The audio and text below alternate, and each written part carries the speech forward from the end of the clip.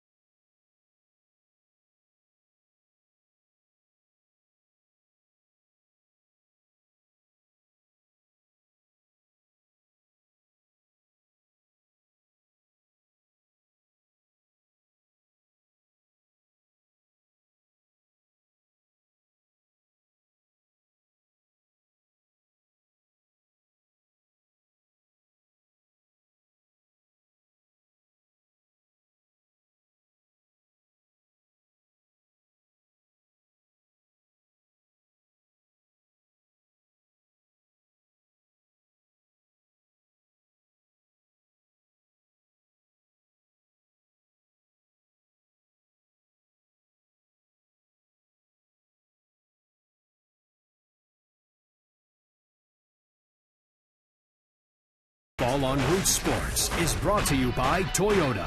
Toyota helps you get the most out of your drive. Just ask a friend who drives one. Toyota, let's go places.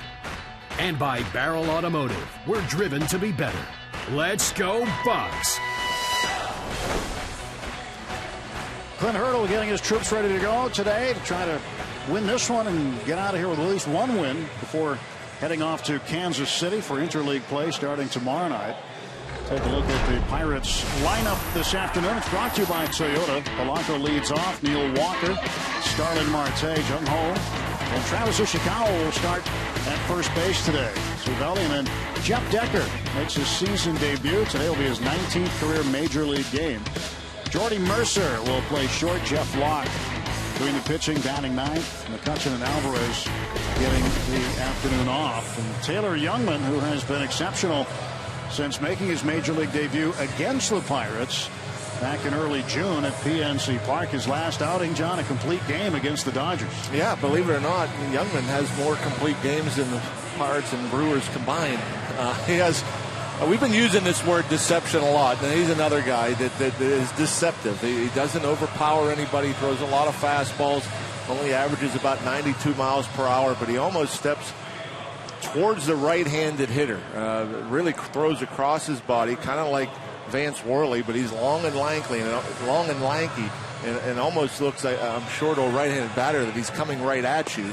And then he mixes that fastball with a curveball and a changeup, and he has been tough. And I think a lot of that has to do with being a new guy, and a lot of these major league hitters not facing this guy before. The Brewers defensively have Jonathan Lucroy back behind the plate. He made his second start this year at first base. Brewers defense presented by Honda. Ramirez, Segura, Hernan Perez at second base. Adam Lind is the first baseman. Chris Davis in left. Carlos Gomez in center. Ryan Braun is in right field. Gregory Polanco is set to lead off. Clint was saying prior to the game that he's been happy with the at-bats that Polanco has turned in lately, saying that he seems more confident at the plate and has been a lot more productive, especially in getting on base. Yeah, seeing the ball a little bit better, not chasing, I think is key. Also swinging at the pitches that he can handle, especially early in the count. The pitches that he likes in an area that he likes. Even if it's a strike sometimes, doesn't mean you have to be up there swinging at it if it's not in a spot where you're comfortable. Adam Hammery calling the balls and strikes this afternoon. C.B. Buckner out at first. Dale Scott, the crew chief, is at second. Lance Barrett, see him there. He's out at third. He was behind the plate in last night's game. So Polanco against Youngman. We're ready to go in game 3 of this weekend set here in Milwaukee. Youngman's first pitch. He's in for a strike. Youngman, 25 years of age. He is out of the University of Texas. Played for the Longhorns and pitched very well in the Big 12. 2011, he was the Big 12 pitcher of the year. To left field, Davis running under it for out number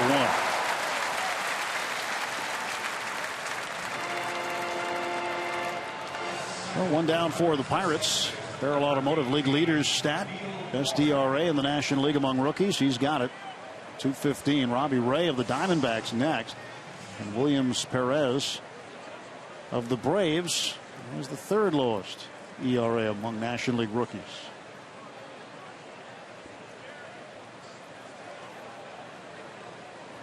Neil Walker with an 8-game hitting streak.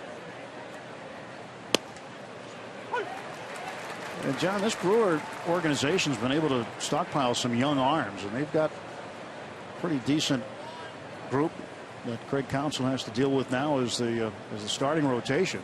For the most part, the young pitchers who are going to be here for a while, like Youngman. Jimmy Nelson, you could tell. I know it's frustrating the way the game went last night, especially when you had Jimmy Nelson on the ropes early. You think you're going to walk away, maybe knock him out early, but Nelson has a great arm. This kid has a good arm. The Brewers, I'm sure, expected more from guys like Garza, Loesch, who's at the end of his career, but Willie Peralta, another young guy that hasn't had a very good career, now on the disabled list. But yeah, you got some young guys that you build around. You build around the pitching. And they're certainly happy with this guy Youngman, and see a bright future with him as well as Jimmy Nelson. Sure believe they have to have high hopes for Willie Peralta. Well, the Brewers playing exceptionally well lately. Since the 23rd of June, one of the best records in baseball. They just got off to a horrendous start. Still sitting last place. Walker strikes out looking.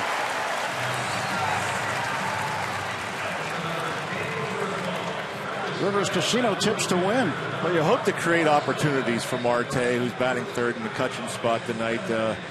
Not a lot of base runners against Youngman first time. Only 3 hits, 1 home run. Marte did hit it off him, so you hope that he gets some opportunities later in this game with guys on base. And for Locke, I think it's always about his fastball command. How well he pitches depends on where he's spotting that fastball, and if he's getting the strike call, especially on that inside part of the plate to righties. Marte batting in McCutcheon's third spot in the order and playing center field. .279 the average for Starling. 2 outs, base is empty, top of the first inning. Up in the air and playable for Lind.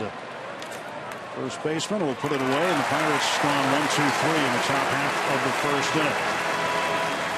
Brewers coming to bat against Jeff Locke when we return to Miller Park.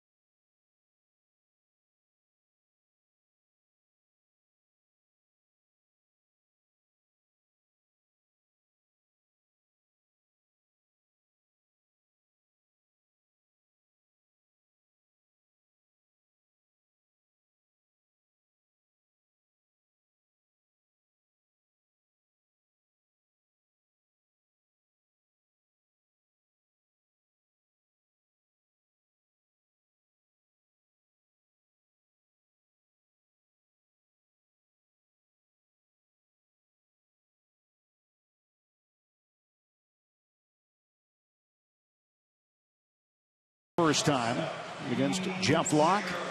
Take a look at Craig Counsell's lineup. Gene Segura leads off, plays short. Jonathan Lucroy, then Ryan Braun.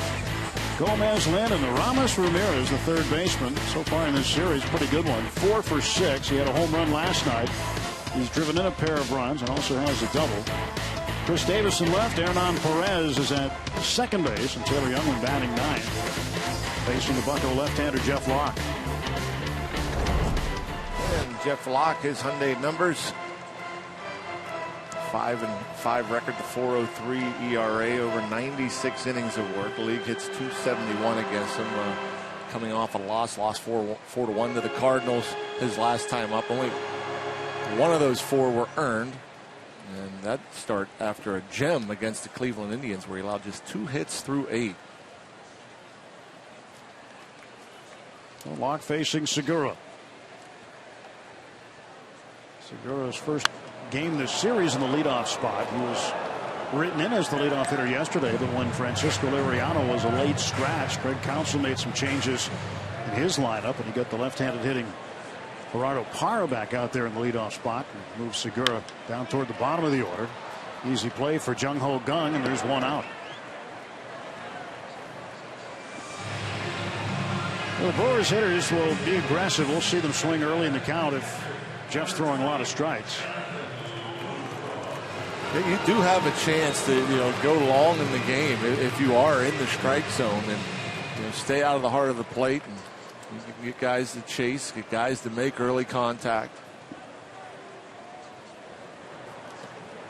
Well, Jonathan Lucroy had a big hit last night in the 4th inning, a 2-run homer, unlocked a 3-3 game.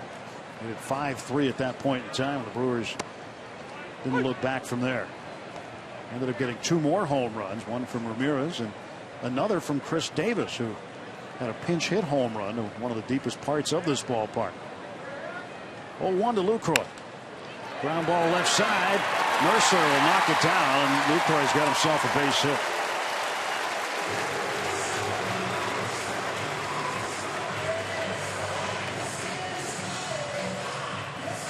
Oh, 1 on and 1 out for Milwaukee.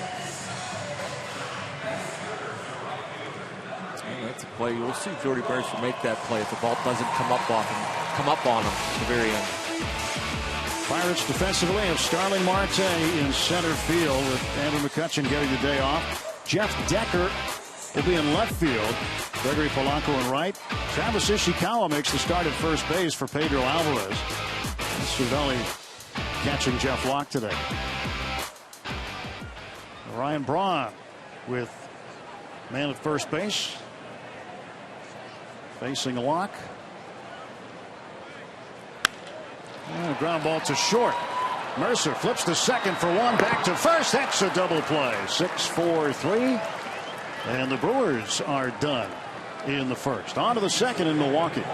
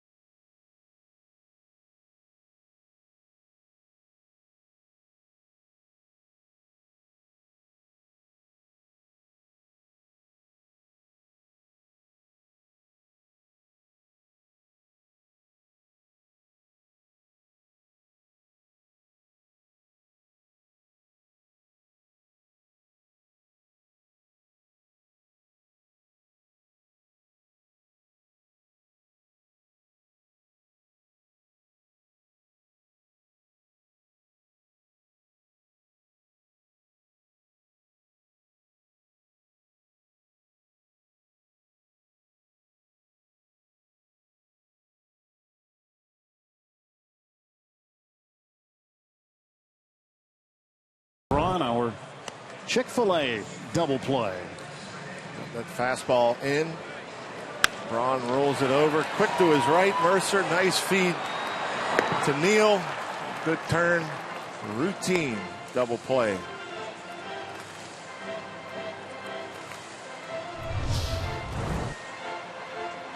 Jung Ho Kang will lead off in the top of the second inning. Travis Ishikawa and then Francisco Cervelli. Pirates trying to find a way to solve Taylor Youngman. When he made his big league debut on the 9th of June at PNC Park, he went 7 innings, gave up an earned run on just 3 hits.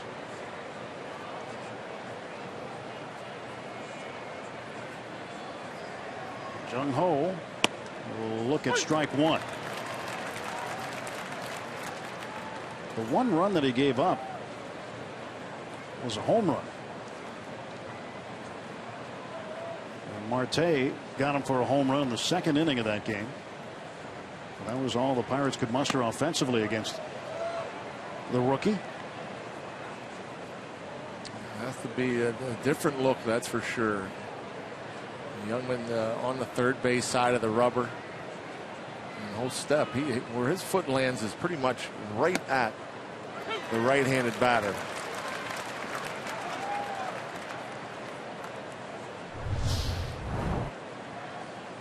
Watch the plant leg. That looks uncomfortable. Yep.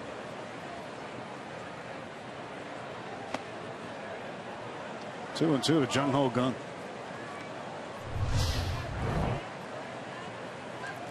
Batter sees, used to that plant foot landing pretty much straight in line with home plate, not planting it about 3 feet to the right of it.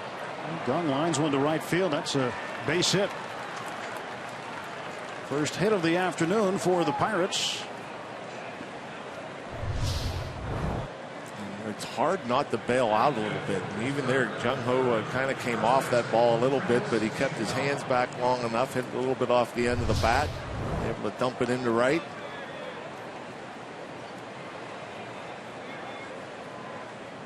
Now Travis Ishikawa will stand in. Ishikawa picked up recently off waivers from the Giants. Was the Pirates' opening day starter at first base last season. Ended up finishing his season with the Giants. Now he's back in a Pirate uniform. No balls and 1 strike. Spent the bulk of the season in AAA in Sacramento.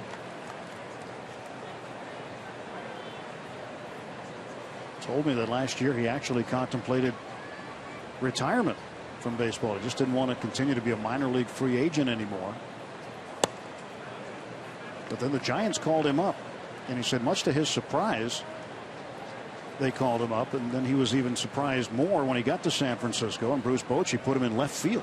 Yeah, well, you have a uniform on, especially a guy that's been to the big leagues, and you have a uniform on. You never know what can happen. You never know what's going to happen in an organization, injury-wise, when there will be a need.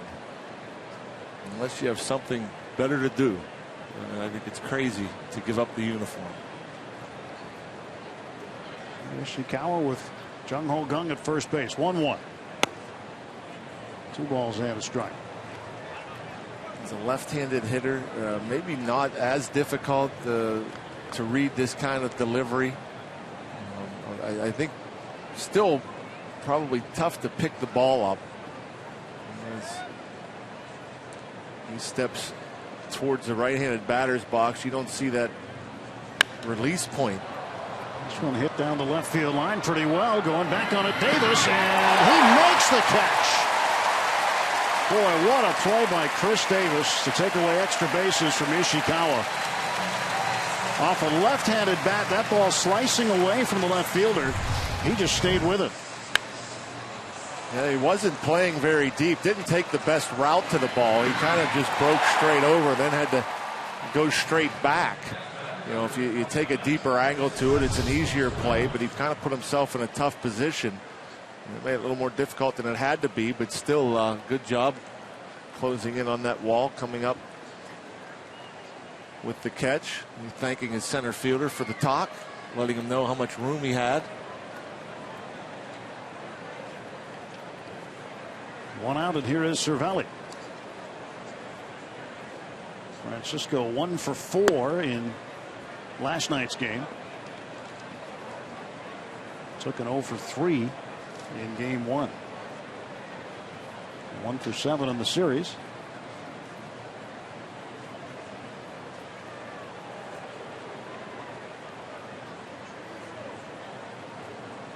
Taylor Youngman was the 12th overall pick in 2011 by the Brewers.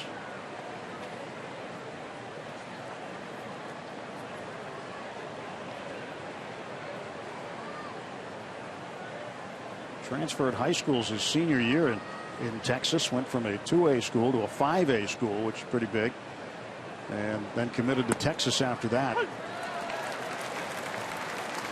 Strike to Cervelli. You always wonder the circumstances of a guy who transfers his senior year in high school. Yeah, more or less, it's for recognition. Probably, you never know though. In Texas, I'm sure most of those schools get scouted. 1-1 ground ball hit to Segura. He flips to Perez, and there is an inning-ending double play. No runs, a hit. That's it. To an inning and a half, no score.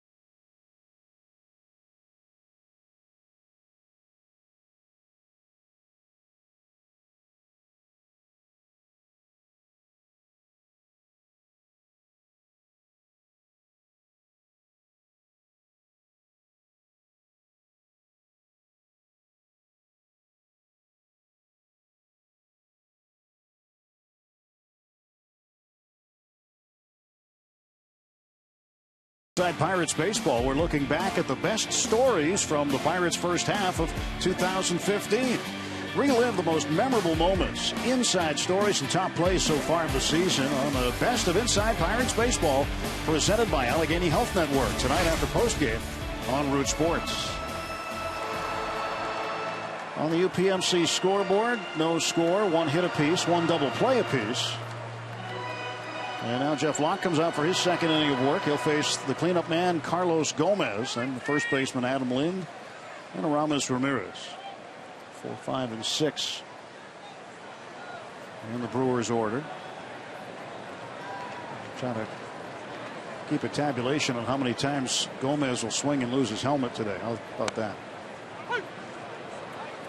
He's actually been a little more patient first couple of games of this series. He's actually taken some strikes. There's the 0-1. It's inside. Backs him up. Gomez, 267 hitter. We've seen him hit leadoff a lot. He's moved around this order for the Brewers. Hit 5th in game 1 Friday night. Batted cleanup last night and is back in that spot today. Strike 2. Change up a good spot away from him. Coming in with 2 fastballs, one away with 2 changeups. Has him set up again, I think, with the fastball in. 2-2 to Gomez. Tried to get it in there, left it up. If he can be more disciplined, especially early in counts, because I think at times he gets himself in trouble by going up there swinging uncontrollably, and then he finds himself in 0-2, 1-2 counts, and then he has to battle, and then he shuts it down a little bit, and he becomes a little more disciplined. But if he could take his 2-strike approach to the plate with him, 0-0, be a much better hitter. I mean, this guy has the talent to be in the MVP conversation at some point in time in his career. Payoff pitch is high, and Gomez is aboard on a leadoff walk. Well, we want you to send us your strongest fan photo. Use the hashtag #PittDataStrongFan. And you just might see yourself in an upcoming telecast, perhaps even today. It's brought to you by T-Mobile. The first photo we showed you yesterday, my favorite so far, not because it's the only one we've shown you, but it was great. A buck, an actual buck, deer, watching the bucks on TV at a hunting camp. Nice. Somebody snapped that picture, not yesterday, but they sent us that picture. And you can see Andrew McCutcheon on the television set that this deer is watching. Was he in the colors? Get him a T-shirt or something? But no, he should. That would be really good. Yeah. Need to get him one of those pillbox hats. Something.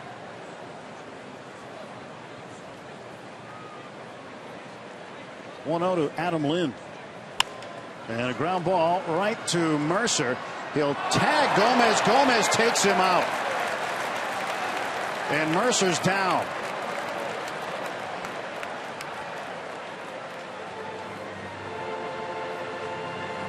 Jordy trying to tag Gomez to get the first part of a possible double play. Way out in front of the bag. Again, the Pirates are on a shift, so Jordy playing on the first base side. And Gomez nowhere near the base. Slid and took Jordy out. This does not look good. Oh, yeah, that's not good with the left leg there. Just hope it's not too bad, but that is not a good collision. And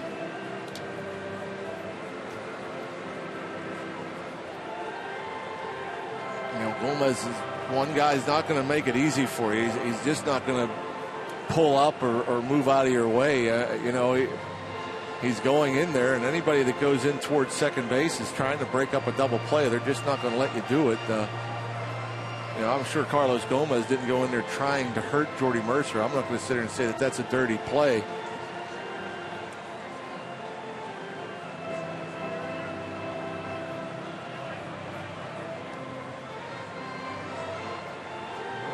Jordy over, at least in the sitting position at this point in time. He appears to be in some pain.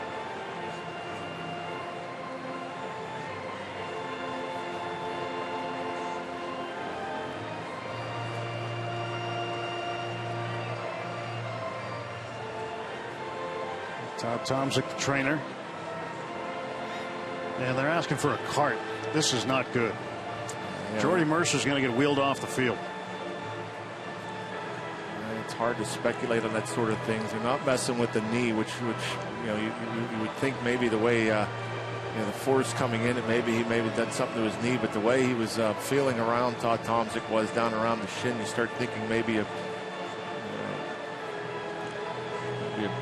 fracture or something. It's definitely not good that the card's coming out. This is very unfortunate.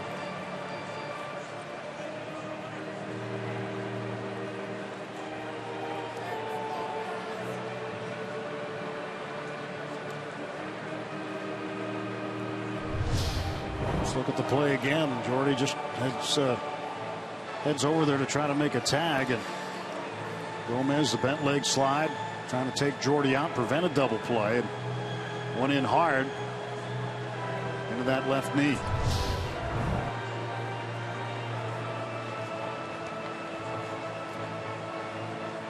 And I'm sure some folks might disagree and think that that's a dirty play, but he just got down and slid. It wasn't like he rolled over him or anything else like that. It's just the foot first slide, going in hard.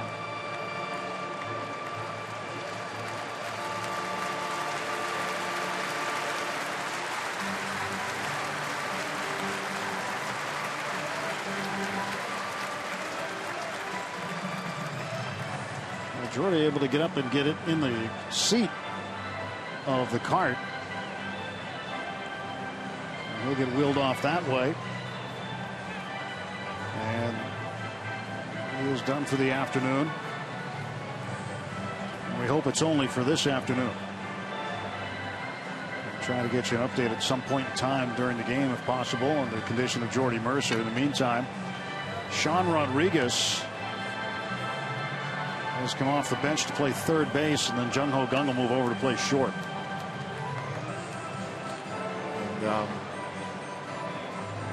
And you have to wish for the best, and it's hard to remain optimistic that it'll only be a day. As Rodriguez, who, by the way, only infielder on the Pirates bench today, short bench. Just backup catcher Stewart, McCutchen, and Alvarez. Well, Alvarez obviously is an infielder, but more or less just playing first base nowadays. But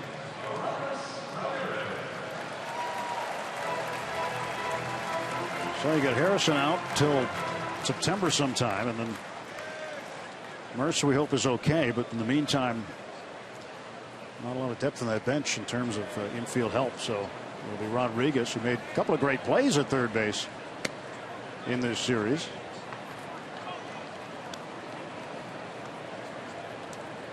You can play anywhere you ask him. One out. Adam Lind is the runner at first base. And the 1-0 coming to Aramis Ramirez.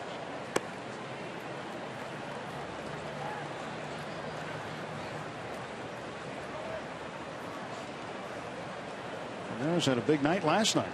Hasn't had a lot of nights like that where he sent 3 hits. One of them was a home run. He was on base 5 times in the game. Hit by a pitch. He was intentionally walked. Had 2 singles and a homer. Less than 2 weeks to go in the trading deadline. You wonder. I'm sure teams, the way Ramirez has been swinging the bat of late, still think there's value there. Swings 3-0 and lines it to center.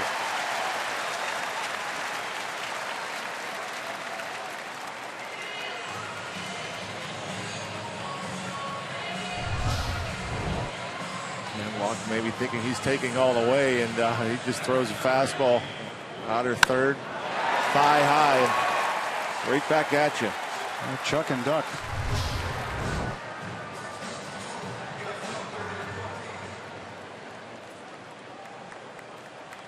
Well, the GM of the Brewers, Doug Melvin, quoted in the papers today saying that telephones have been busy in the Brewers office, and they've been making a lot of the phone calls. They're just out kind of surveying other teams to see what their needs are. So sure, they have some prospects that they're targeting, you know, and try to work a package for some young talent. Well, the guys they went and got last year at the deadline, Parra from Arizona, Broxton from Cincinnati, gave up a couple of players each. And I think what the Brewers are looking for in return is to try to get multiple young players who have contractual, obligations to the team, so you can get multiple years of control over them, keep them here for a while. The Brewers understand where they are in terms of rebuilding. I'm sure that's an unpopular term around here. Any team that's rebuilding, they don't like the term. But Craig Counsell will have some young players more than likely at his disposal come the month of August.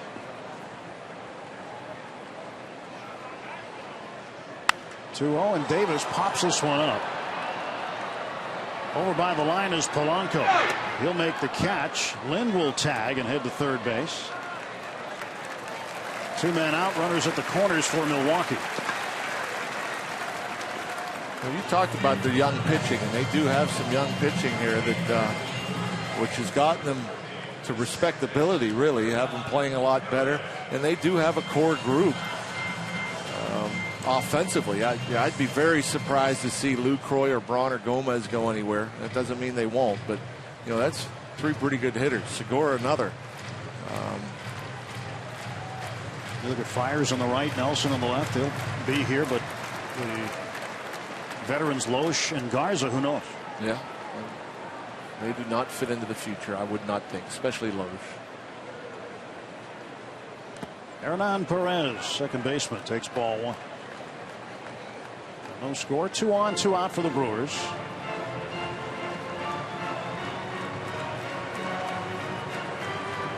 And a hard slide by Carlos Gomez into the left knee of Jordy Mercer has knocked Mercer from the ball game.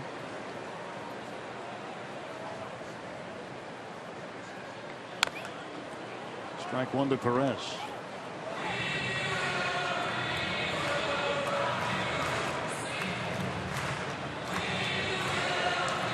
Gomez's mind, a lot of times you see that where you run into the ground ball, Mercer fielding, the guy will stop so you don't let him tag you.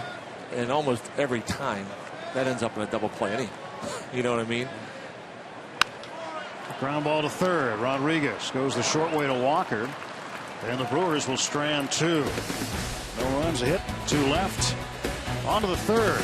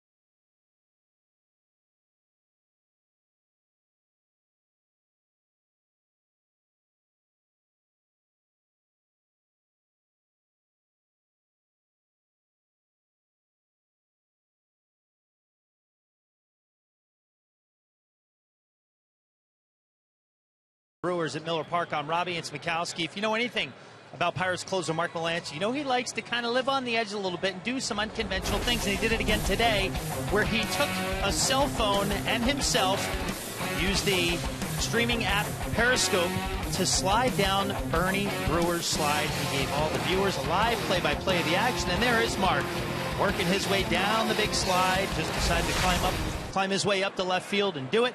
Came back down. If you watch the video at the tail end, there was a security guard there. Tim and John at the end going, "Hey, buddy, come on, let's go. You're not supposed to be there." But you know, Melancon lives on the edge and has quite another story to tell.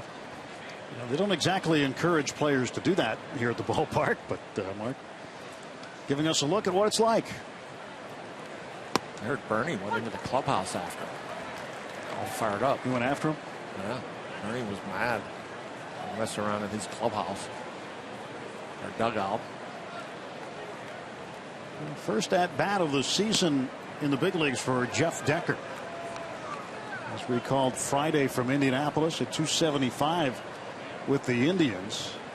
9 doubles, triple, 3 home runs in 54 games in AAA. This is just his 19th major league game that he's played in between the Padres and the Pirates.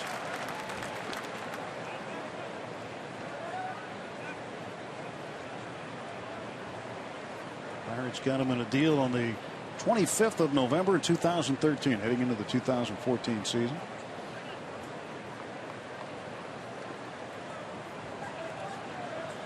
You see his first name spelled J-A-F-F. It is not a typo. Spelled that way, but pronounced Jeff. Named after an uncle.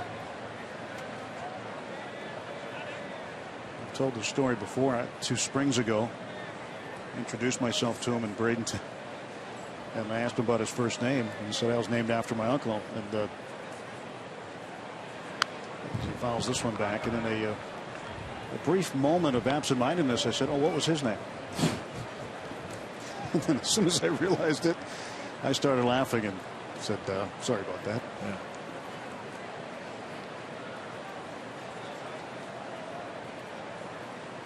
Getting an opportunity. And Jeff strikes out. One gone for the Pirates. That's strikeout number 2 for Taylor Youngman. Again, it's tough to pick up. And if you pick it up late, you start that swing. You pitch up and out of the zone by a good bit. And able to lay off.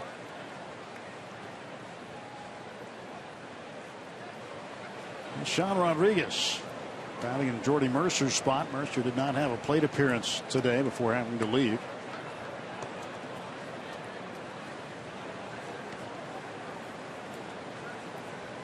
Sean batting .215. He's 0 for his last 5.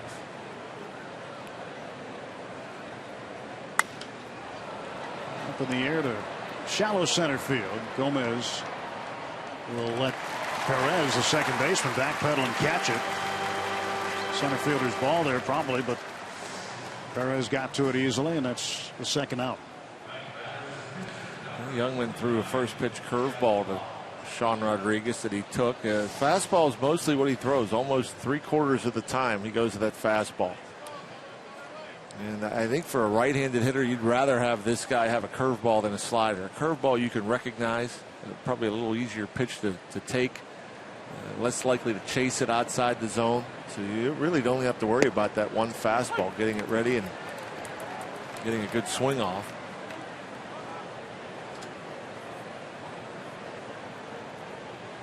Two down, bases empty for Jeff Locke. Jeff doubled to the right center gap here earlier in the season. One of his 2 hits. Off the bat looked pretty good. I mean, that went right to the wall. And I asked him if he thought he got it all. He said, "Oh no." No.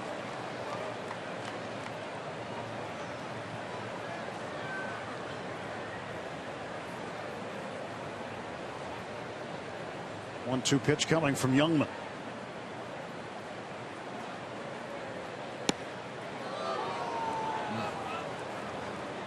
close there with the curveball.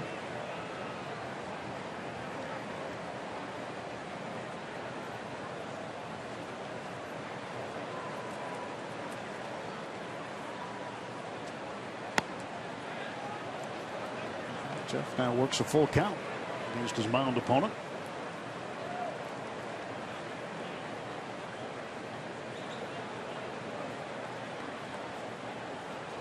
Payoff pitch.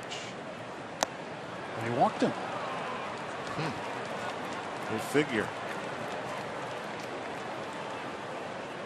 That's one of the biggest no-nos, but the Pirates will certainly take it as they get a base runner in the third. Doesn't typically walk many guys. He's never walked more than 2 in a big league game. Couldn't throw a strike when it mattered to Jeff Locke.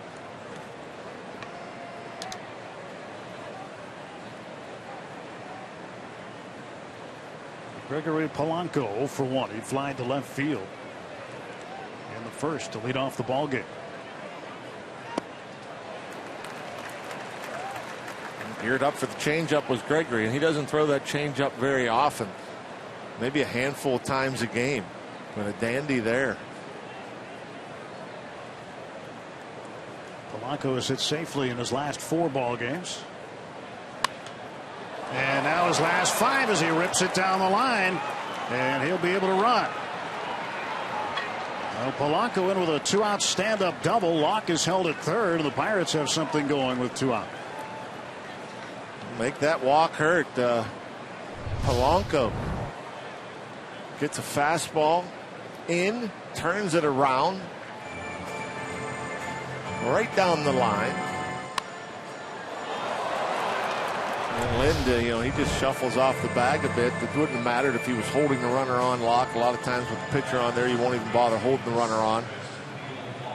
But even if he was playing behind him and off the bag, there's no way he's going to catch that ball.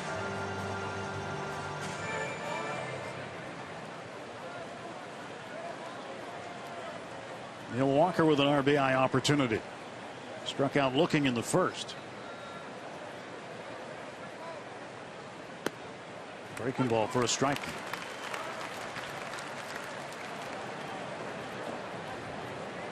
Walker went 1 for 5 and scored a run last night. He has 9 hits in his last 21 at bats with runners in scoring position. There are 2 of them out there right now. Falls behind in the count 0-2. And with that deceptive fastball, I mean, it's in your head that you got to gear up and get to it because you pick it up late. And so then you get into these situations and you're geared up for it, and he doesn't throw it to you. That was another good changeup that had Neil out in front. Ground ball to the right side. Pirates will leave 2. Polanco the double. After 2.5, no score at Miller Park in Milwaukee.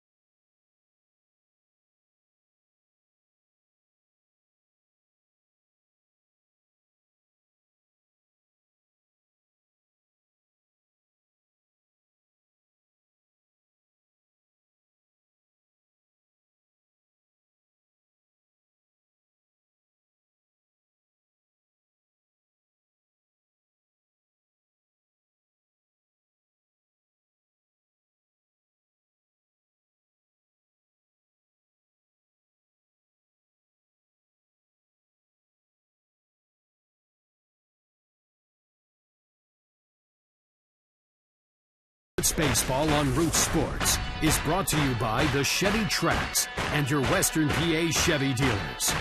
And by Day Automotive. We're gonna make your day. Let's go Bucks!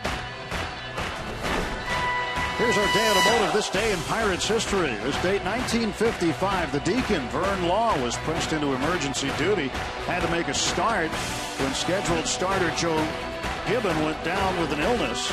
It was just 2 days rest for Law. It ended up going 18 innings against the Milwaukee Braves before being relieved by Bob Friend in the 19th.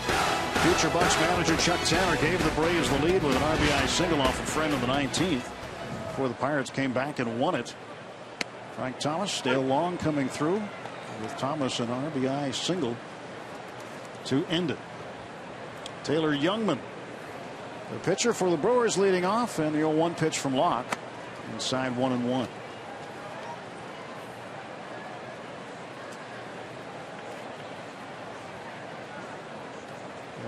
We were visiting today at breakfast with former Milwaukee Brave Bob Uecker, who is one of the broadcasters for the Brewers, and he mentioned Bob Friend. He spent some time with Bob Friend in Pittsburgh, telling us how much he loves Pittsburgh.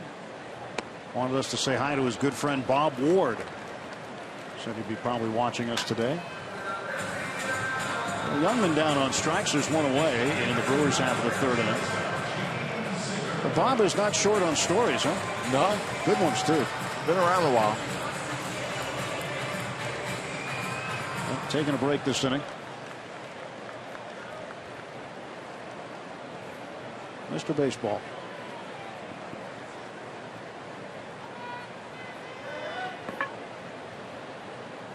Gene Segura, the batter. Segura will take a strike. He had a great story about some time he spent over near the Pittsburgh campus, playing baseball at Forbes Field and some of the establishments around that area. That is the Uecker seat. You can sit next to him, pose for pictures. I mean, they used to have, weren't they like a buck a seat up there? You sit in the section up around that? I think they still are. Yeah, more than 50 years in now. Brewers have a day off tomorrow. Bob's going fishing, he said. We got the whole fishing report too. The zebra mussels have been hurting the salmon population. So the fishing hasn't been very good. That cold winter they had here, well, everywhere. I figure there's still a large body of water out there. You have to assume there's fish to catch. There's a few. He'll probably find a few tomorrow. 1-2 to Segura. And Jeff's pitch. In the dirt, 2-2. Speaking of fish, how about that video we saw? The surfer almost got eaten by a shark. Yeah, down in Australia. John pulled up some video earlier that very interesting. And nothing, I mean, fine. Nothing other than being a little shaken up over it. But I think it was a live surfing event, so they got live video of it. Ground ball to short, circling behind it as Jung Ho sets his feet, unleashes, and Segura is out. We'll see if Ishikawa pulled his foot or not. Craig Counsell looks like he wants to come up the dugout steps. Thought he was out.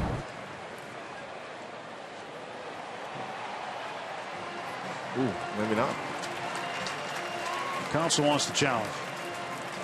Segura's at first. He hasn't left. He thinks he's safe.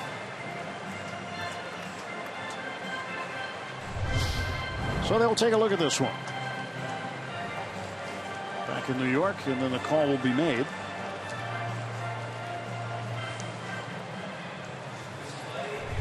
Allegheny Health Network Supermo slows it down.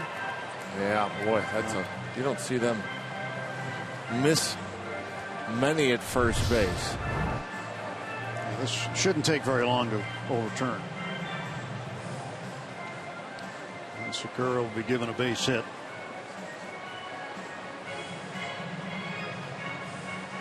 Yep, they've already made their decision, and it is indeed a base hit.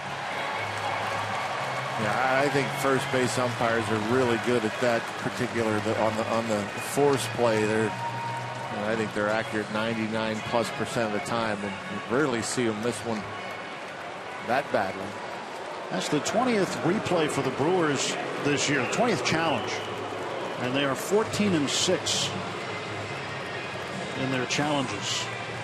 And you'd think you're going to win the vast majority of them because you have a chance to look at it before the umpire in New York looks at it. But those are the numbers. 1 out and 1 on. Lucroy the batter. Base hit in the first inning for him. 1 for 1. Segura can run a little bit. 13 stolen bases. He's been caught 3 times.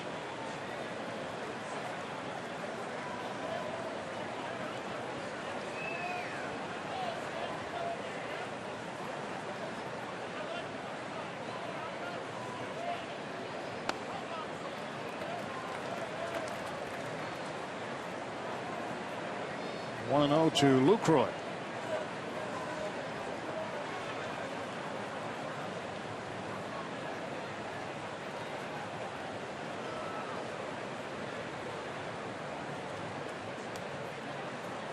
Lucroy's current average 241. Had a broken toe earlier in the season. Drives it to center field. Right there waiting for it is Marte. And there are 2 men out for the Brewers in the 3rd inning. The first place Nationals come to PNC Park Thursday, 7:05. It's another military Thursday, and the Bucs will be wearing camo jerseys and caps to honor our American military servicemen and women. After the game, a special weeknight Zambelli fireworks show. For tickets, go to pirates.com. 2 outs and Ryan Braun up. Braun hit into the inning-ending double play in the first.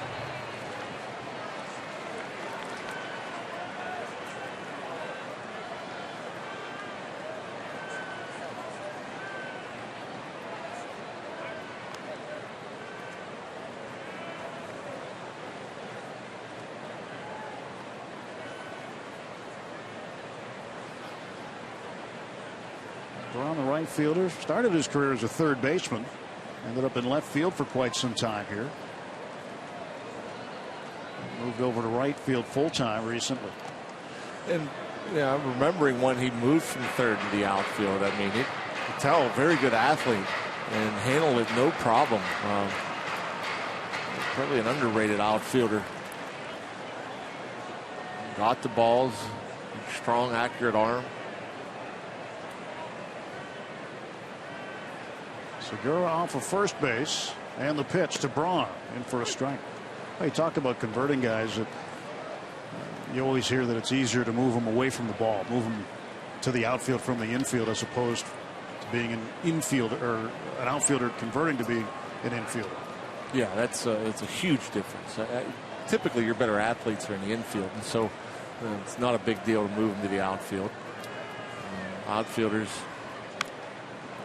obviously not used to being that close to the action, not used to fielding ground balls and throwing on all in one motion. It's a big, huge adjustment. Even bringing an outfielder into first base, it's an adjustment. It certainly takes some time.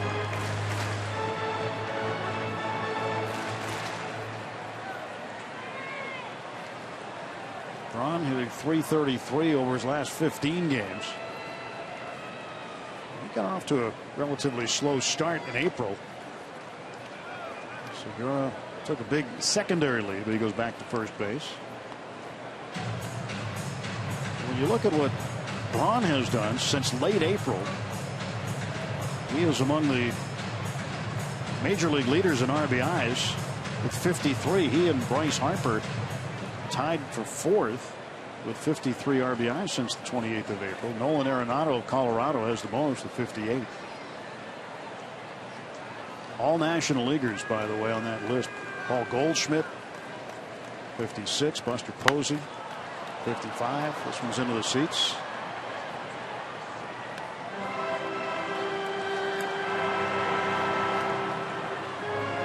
But not only does Braun drive in runs, you could make a solid argument that he is the best base stealer that the Brewers have. Opportunistic. At times reckless. Younger in his younger days, you know, he would take off in strange times and just kind of pad the stats. 1-2 pitch. Struck him out. Ball in the dirt. Gives himself up. Cervelli tags him. And that's the inning. Nothing across. 1 hit and 1 left.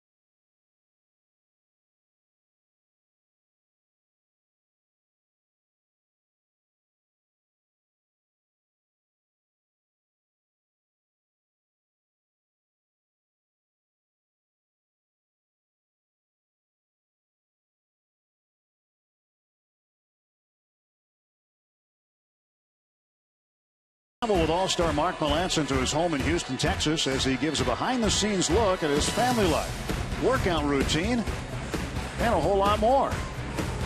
Driven, Mark Melancon, Wednesday at 7 on Root Sports.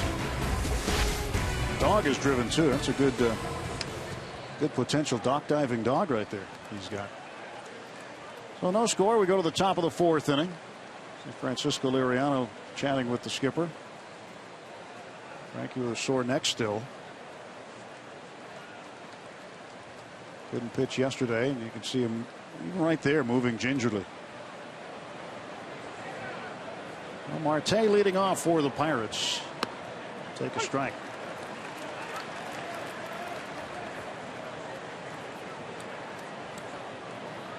Oh for 1. He popped up foul to the first baseman Adam Lind in the first. Good cut there.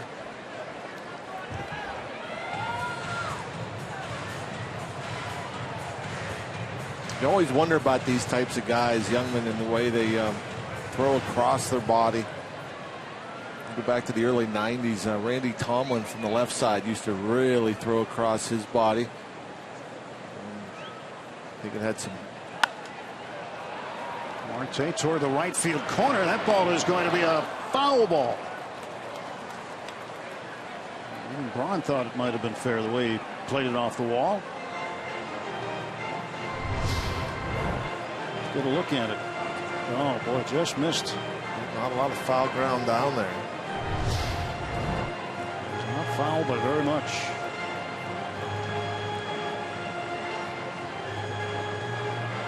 And for Braun, you got to play it just in case. Yeah, that goes to show you how close it was, really. I mean, as after he grabbed it, he was ready to throw it in, so he wasn't 100% sure.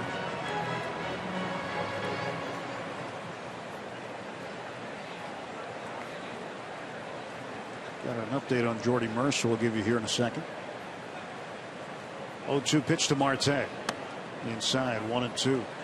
Word from the clubhouse is a left lower leg injury being evaluated and treated. Additional information will be provided as it becomes available.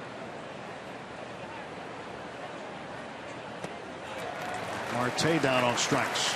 Right on right changeup. Pretty good movement. Pitch diving down and in.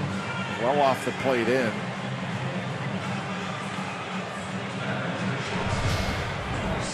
Yeah, you don't see that a lot. Why don't you see that more? Why do you not see right on right or left on left changeups much? I would say go back to 5 years ago. I mean, there may be a handful of guys that would throw a changeup right on right, and typically it was because a changeup's a pitch you want to keep away, and so a lefty would throw a changeup to a righty but keep it away from the right-handed hitter. A righty would throw a left-handed pitcher a changeup but keep it away. Nowadays, they're not afraid to throw it inside. There are certain pitchers that can throw it away to both righty and left-handed batters. Youngman there, I mean, that reminded me. I for some reason thought right away of Fernando Valenzuela. They talk about the screwball. He threw a screwball. Well, his screwball was basically a changeup that faded away from right-handed hitters. Well, the way Youngman threw that changeup to Marte reacted like a screwball. I mean, it had a lot of movement in towards him. It wasn't a straight change. It did dive down and in. But, I think we're seeing that a lot more often. Pitchers with the right-on-right change. And not as often, but lefties throwing changeups to lefties. Ishikawa takes a fastball strike. Travis tried to go the other way in the second inning. Hit a ball to the left field corner, but Chris Davis caught up with it. 1 ball, 1 strike.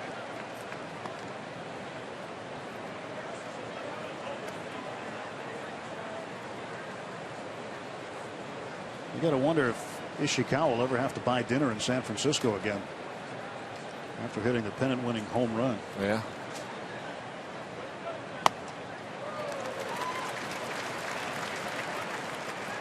Pretty amazing how this game works. You never know what's going to happen.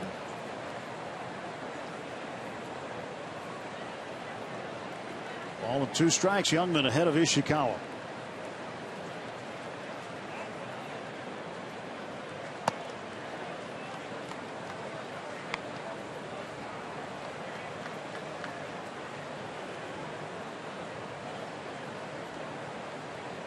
Travis was thrilled when he got the word that he'd be coming back to Pittsburgh.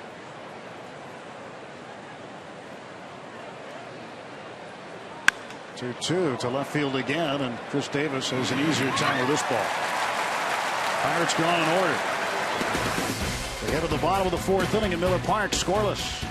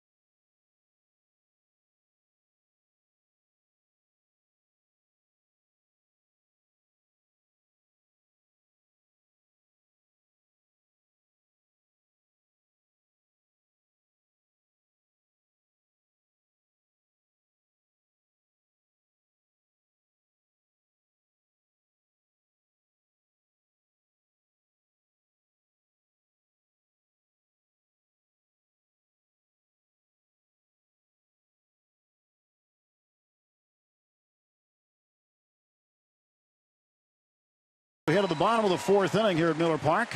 There's a AAA Pirate fan right there. Second inning, bad news for the Bucks. Gomez taking out Jordy Mercer. Mercer trying to get the first out of a double play here. Mercer was there because he was playing in a shift, and he had to leave the ball game as a result of that slide by Carlos Gomez. And Just to clarify that, it's a hard slide. He's trying to protect the base runner behind him.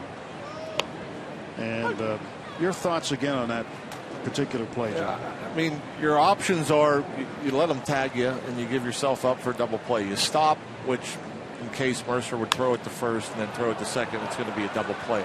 Or you slide into him to prevent a double play. And I'm sure Brewers fans will, the majority of them, or maybe all of them, will say it was a clean play. Pirate fans will probably, a majority of them will say it was a dirty play. I say it was a clean, hard play that was unfortunate. Even though he was 10, 12 feet from the bag, that's the only way to prevent a double play, really, without running him over. And, Jordy obviously was moving towards him. He's coming in full speed. So Jordy, unfortunately, is going to get the worst of it. And I think it just caught him in a bad way. I think, the contact was too direct. Maybe a little bit high, where that shin of Gomez hit Jordy. You just hope that there's no fracture in there. And, Gomez is a big guy. Not only is he strong, he's big, he's fast. That's a lot of force. But I'm sure he feels bad about it. He doesn't want to hurt anybody. But it was a hard baseball play.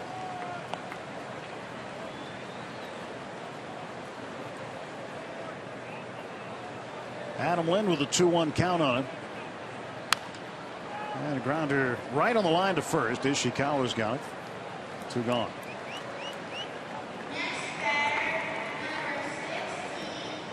I guess that's one of the byproducts too of playing a shift like that too for a shortstop, because if they're not shifted, he's not in that position, but they're trying to get it out, obviously, and play Adam Lind in a certain spot. It was Lind that hit the ball that Jordy caught before he tagged Gomez.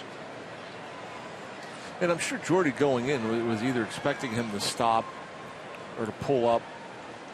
And so, he didn't really protect himself from that either. I'm sure Jordy was caught off guard from the hard slide. You just don't see it very often. Out to shallow center. And Marte calls off Walker. Block retires the Brewers in order as we move on to inning number 5.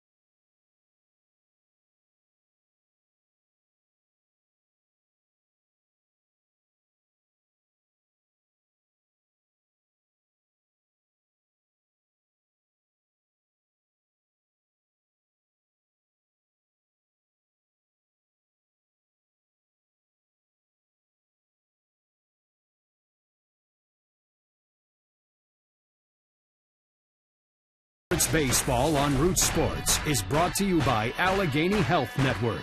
Health for all. By Kenny Ross, Ask a Neighbor.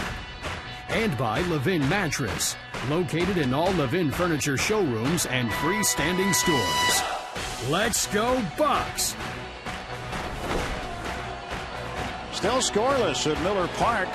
Pirates fans hoping for some offense. 3 hits for the Brewers, 2 for the Bucks. Along with John Wayner, I'm Tim Neverett. Robbie and Smikowski with us as well. On a very nice Sunday afternoon. All 3 games here in Milwaukee. The roof has been open. Although they did have to close it for a bit yesterday. A torrential storm came through in the late afternoon, but it cleared up nicely. And the roof was open, and the game was played uninterrupted under blue skies for most of it. Cervelli takes a strike from Taylor Youngman. It's been crazy, the storms this summer. Never ending.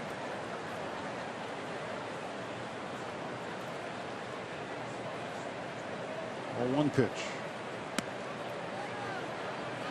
It'd be nice if you could evenly distribute the rain to the states that need it. Yeah. Take some away from the states that don't. It was raining in Southern California and in Arizona yesterday. It's good. They need it. Oddly enough. Yeah. 1-1. 2 balls and a strike.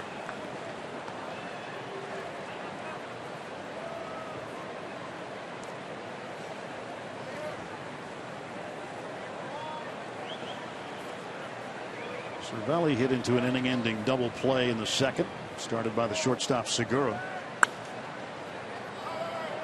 Count even. Let's take a look at this tweet that was sent to us. Point Park University. Vecchi 119, raising it in North Carolina.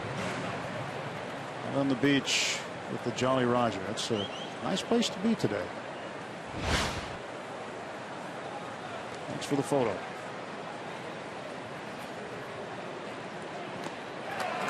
And Cervelli down on strikes. One out for the Pirates in the 5th. You can send us your tweets at #BucksBooth. We'll look at them today. Get a few on the air. Well, you saw that good slow motion look at that curveball. It looks like it started out down the middle, breaks into the dirt. You don't see Cervelli chase pitches in the dirt very often.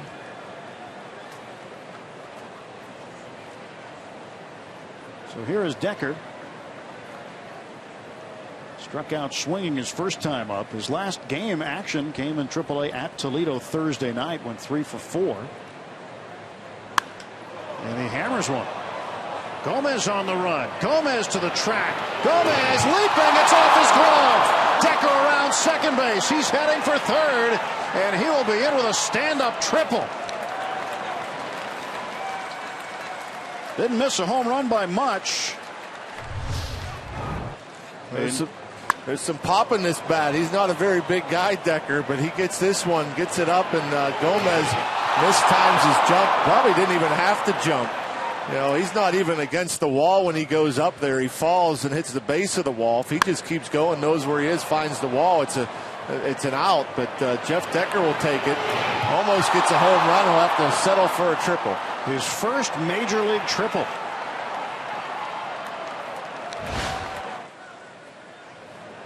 So with 1 out, go-ahead run is at third. Brewers bring the infield in.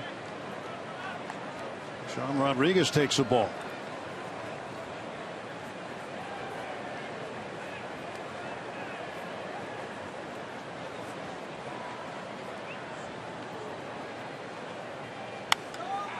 That popped up.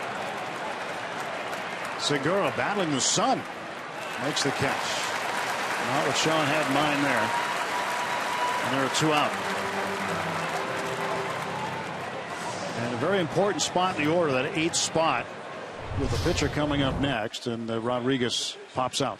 Yeah, he gets away with one there. That's what you're looking for. You're looking for a pitch up in the zone that you can drive out of the infield. And Youngman hangs on the curveball.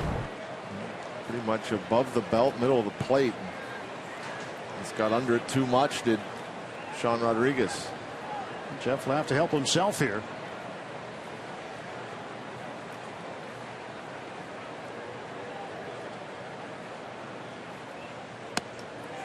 Locke takes ball 1. Locke walked in the 3rd inning. And was stranded at 3rd.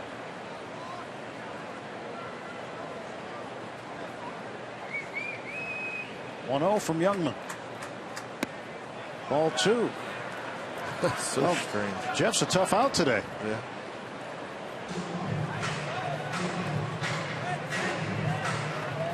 Carlos Gomez gave it an effort, but you're right. He mistimed that jump. He didn't have to jump. He just finds out where the wall is, continues back. It's an easy catch. But he thought he was up against the wall and anticipated crashing into the wall. 3 balls and a strike to Locke.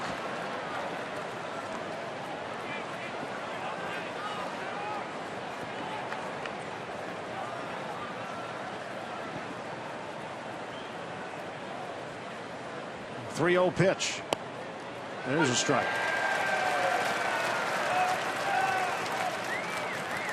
Now it's 3-1. I said 3-1 last time, didn't I? Yeah. And now we'll see if he's swinging here, or if he's taking all the way.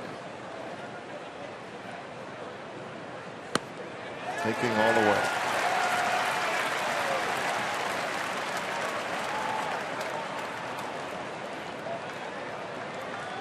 And I'll get a base hit. Youngman's payoff. And Jeff hits it to left field, a base hit. He drives in Decker. It's 1-0. The toughest out in the yard today is the Pirates pitcher. How about that? You know, he's seen more pitches than anybody in the lineup. Up there just taking, and they got a fastball. Look at the location, too. Knee-high outside corner, and just a short little quick swing, like playing Pepper. Put it in play.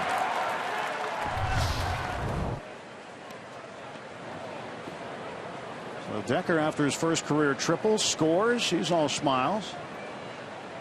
Pirates pitchers have been coming through offensively lately, haven't they? Yeah. Look at that double that Liriano ripped down the line at PNC Park against the Cardinals. You get the home run by Burnett. This big RBI single by Locke, getting Decker home.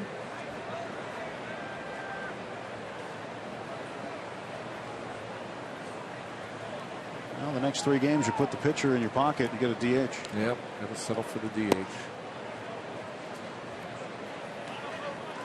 DH can go 0 for 4 too, you know. Say again? A DH can go 0 for 4. Oh, yeah. Much like a pitcher does on most nights, but it's just a different game, which I'm sure we'll address tomorrow in Kansas City. 2-0 to Polanco. 3-0. Pirates pitchers this year have 10 runs batted in. That's tied for 3rd in the National League with Atlanta. The only teams whose pitchers have more RBIs are the Mets with 15 and the Reds with 11. I figure Mike Leake probably has just about all of them. He had 3 RBIs yesterday, if I'm not mistaken.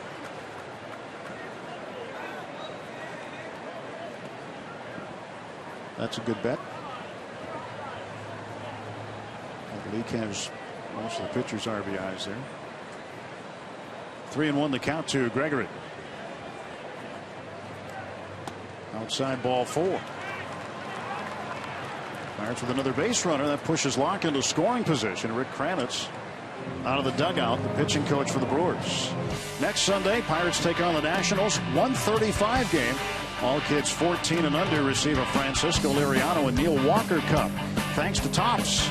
Get to the ballpark early and let the kids explore the #1 Cochran Family Fun Zone on Federal Street.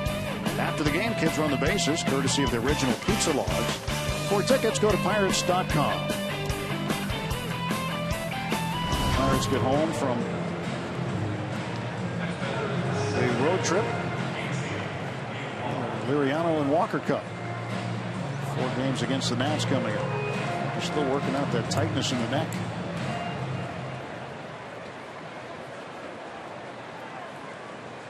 Locke at second base. Polanco at first, 2 down. Neil Walker is 0 for 2. Nothing in 1 to Neil. Nice to drive one into the gap right here. Polanco on his horse. Gapper here should score 2. Neil a bit frustrated with his last at bat, grounding out to second with runners at second and third and 2 out. 1-1. Might have been more frustrated with his first at bat when he struck out looking, but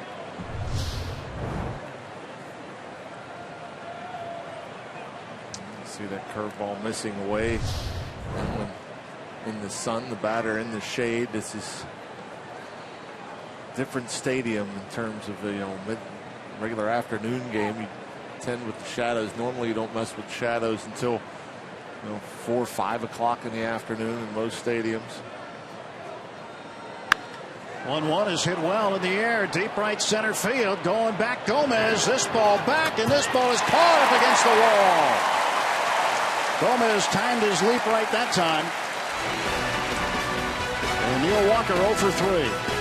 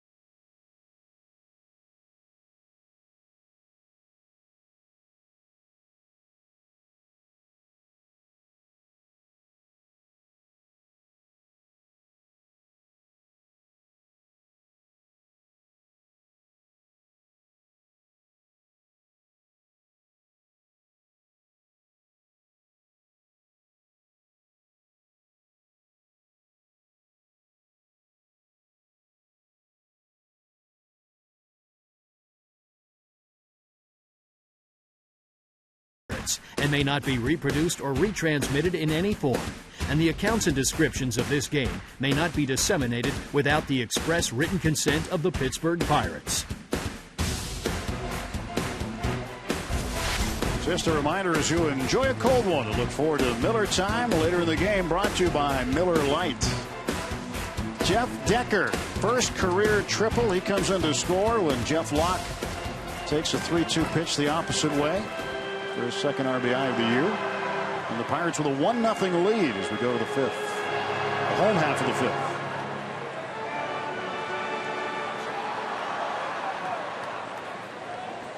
Now time to protect that lead. Runs have been hard to come by so far this afternoon. Left fielder Chris Davis starts things off for Milwaukee. Locke not only throwing up zeros, but efficient doing just his 50th pitch here in the fifth. See the Point Park University tweets about Jeff and Jeff getting it done at the top of the fifth.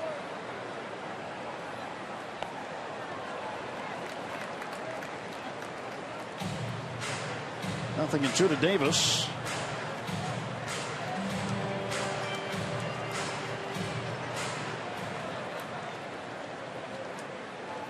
Davis flying to right field first time up. Polanco caught the ball over near the right field line.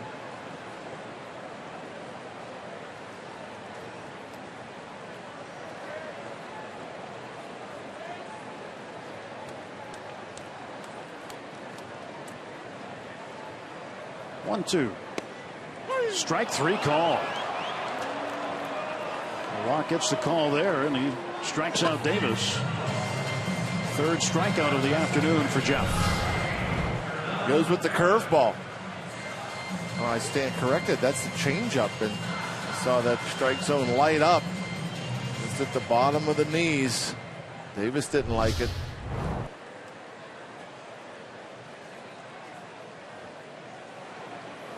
One down, Hernan Perez, second baseman.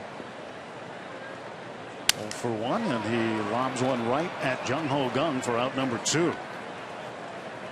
So far, so good here in the second inning. 2 outs, nobody on.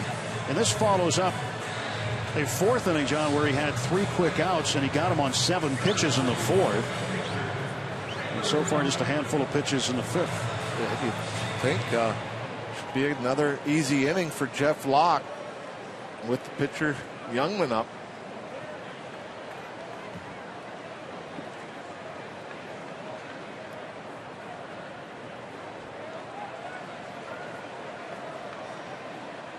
Pitch to Youngman. 0-1. Youngman struck out swinging in the 3rd.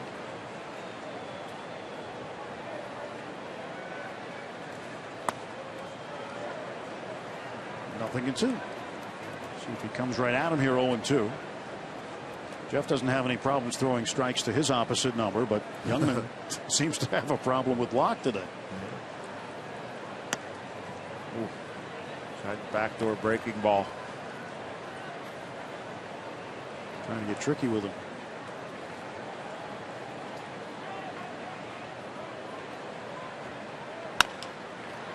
Ground ball to second. A 9-pitch inning for Jeff Locke, following a 7-pitch inning in the 4th.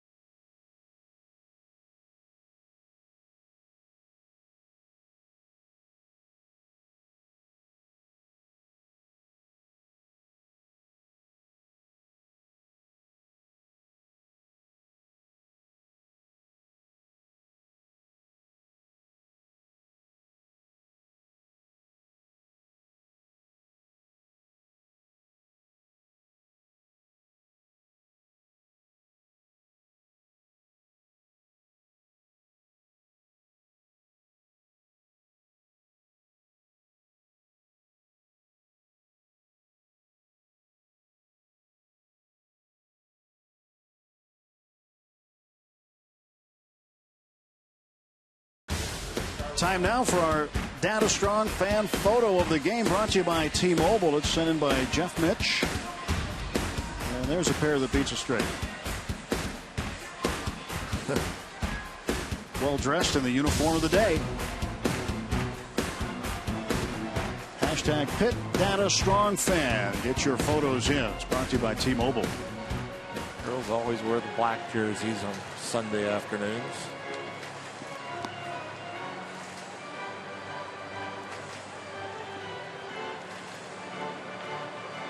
Brad Fisher there, Wisconsin native, and Jeff Decker with his triple.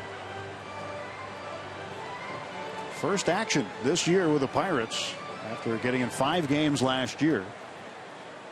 And he comes up big here in Milwaukee. Starling Marte will start the 6th. He's 0 for 2. Struck out swinging last time up in the 4th.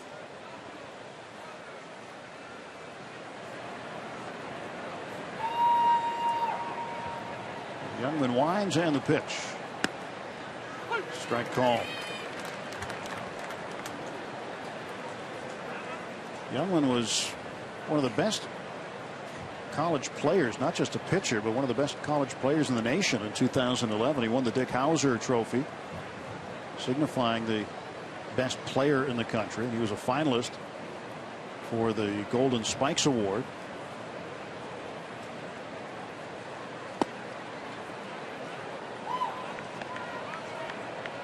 Just another great resource for major league teams. Many of these top level college programs, seeing a lot of pitchers coming out of those. A lot of them in the Big 12 Conference, as a matter of fact. 12th overall pick in 2011.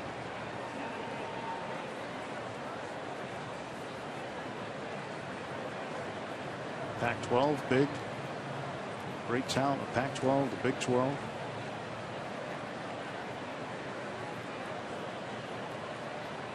Pitch to Marte. There's a slowly hit ground ball toward the middle. Segura had to make a mid-course correction, but gloved it and threw out the speedy Marte for out number 1. While we have a second, we say hi to the Koloski family.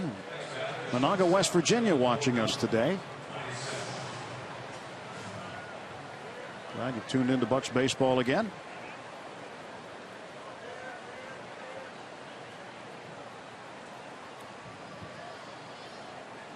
Jung-Ho Kang, the batter. Jung-Ho had a base hit in the second inning and then bounced out back to Youngman in the 4th inning, so 1 for 2 for him. He hasn't been playing much shortstop. We'll see how often he gets to be over there. Hopefully Jordy Mercer not out very long, and I'm sure Jung-Ho likes being back to that familiar position. His primary position in Korea was shortstop. Did play third base during the World Baseball Classic representing Korea, but professionally has primarily been short. But here has done a very nice job at third base.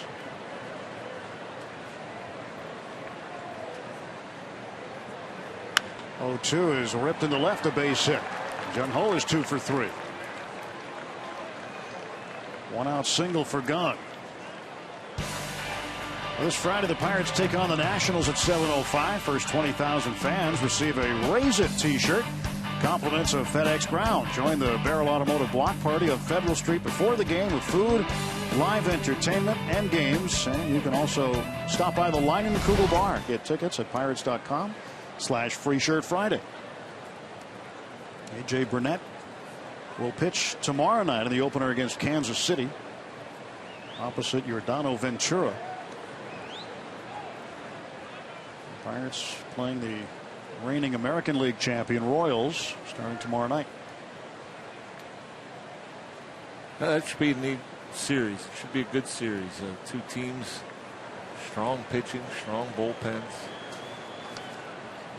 Should be fun. Measure up against another team from last year's World Series. Probable pitchers for the Pirates: Burnett tomorrow night, Cole Tuesday night, Charlie Morton Wednesday night. See what happens with the health of Liriano, whether or not Clint takes that opportunity to break up the left-handers, because they would have had Liriano and Locke starting back-to-back. Clint did tell me he wanted to get an opportunity to break them up at some point. You hope an injury isn't what does it, but at the same time you might have to look at it, as long as Frankie gets healthy, you might look at that as an opportunity to push somebody else a day and then set the rotation the way you think it fits best. It wouldn't surprise me to see Liriano in there Wednesday. That would solve all the back-to-back lefty situation. And you don't want him to sit down. I mean, it'll be over 2 weeks. You go any further than that, and you're going to have to sneak him in there. It's a lot of inactivity for a starting pitcher. Liriano did have a side session during the All-Star break while home in Miami, but again, off regular rest right now.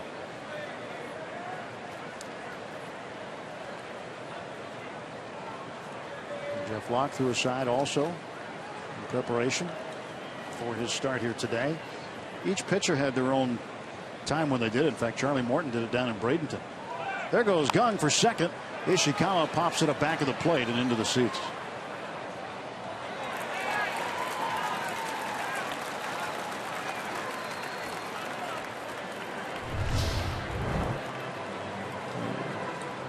Gene Segura with a deep right there. That's effort to get Gunn to slide, even though the ball was back in the stands. You hope that Segura was thinking the ball was going to be in play, and so Gunn gets the second. He's there. The ball's caught, and then obviously you have a chance to double him up. If he knows it's in the stands and you do that sort of thing, that's dirty pool.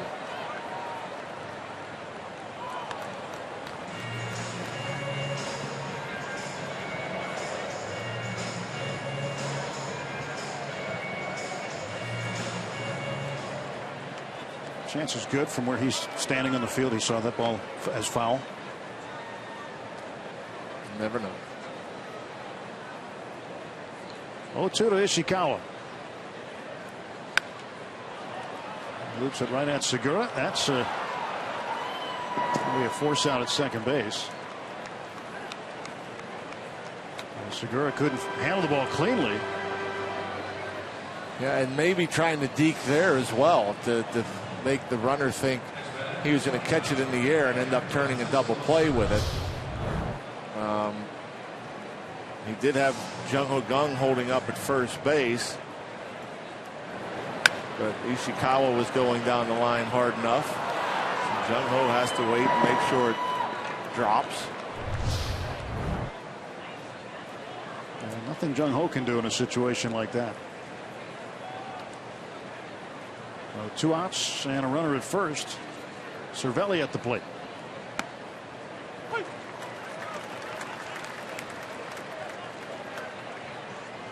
Strike 1 to Francisco. He's 0 for 2. Average has dipped a bit in recent days. He's down to 287.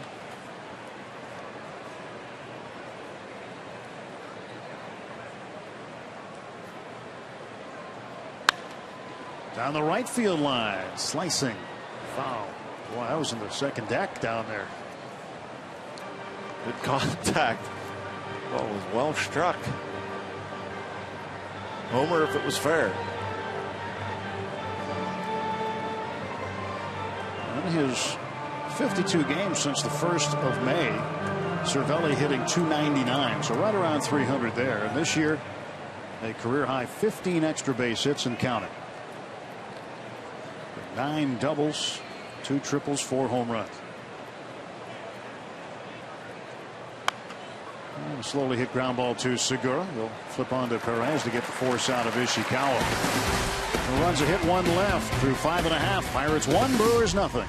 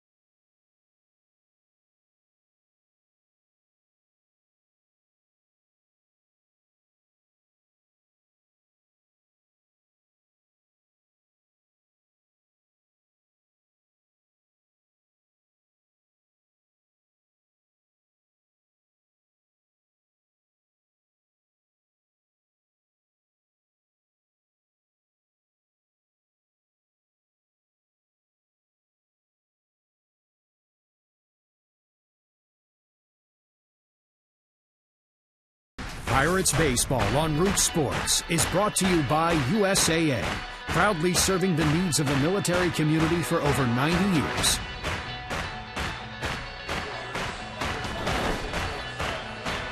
One nothing Bucks, final of the 6th.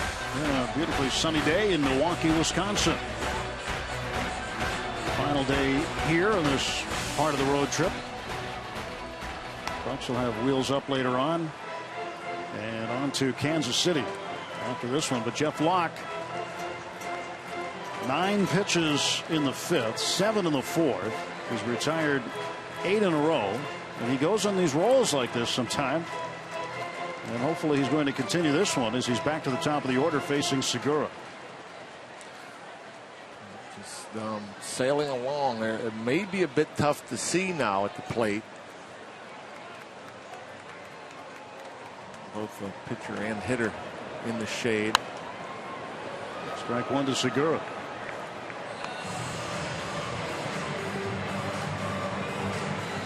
But typically, you know, there isn't the batter's eye, the background's still nice and dark, no sun shining on it just yet.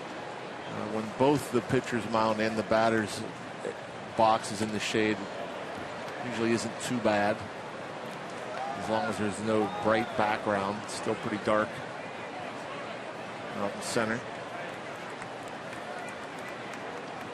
Segura's been on a good run lately. He's hit safely in 12 of his last 13 games. 6-game hitting streak going.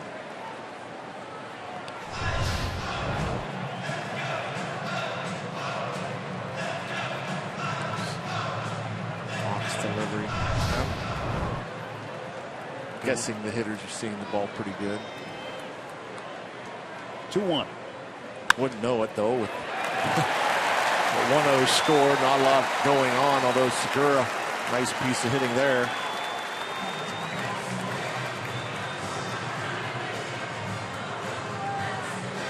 Today, USAA honors all of our service members at home and abroad.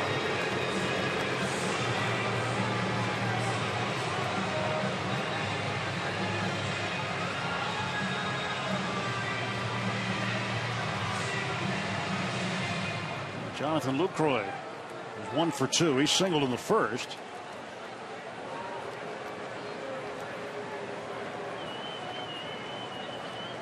.240 batter, hit his 3rd home run of the year last night.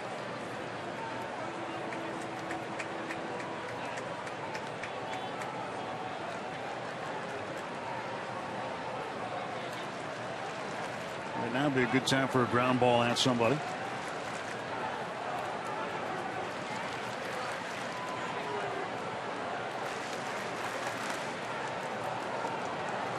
Lucroy did hit into a double play last night in the first inning. Takes a strike.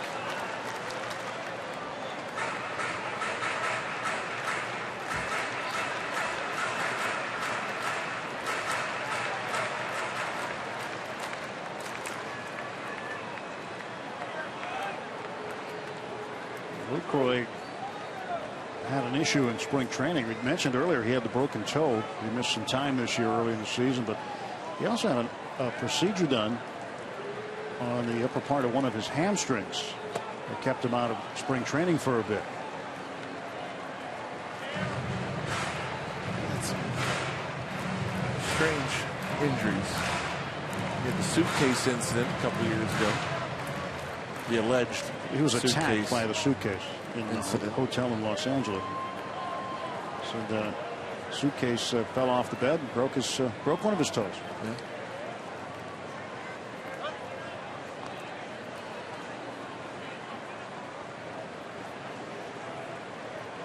It had to hit him just right.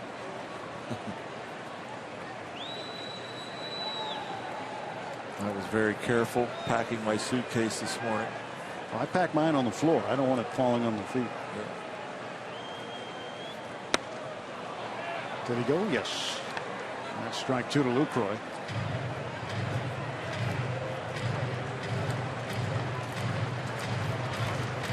Ball and 2 strikes, nobody out.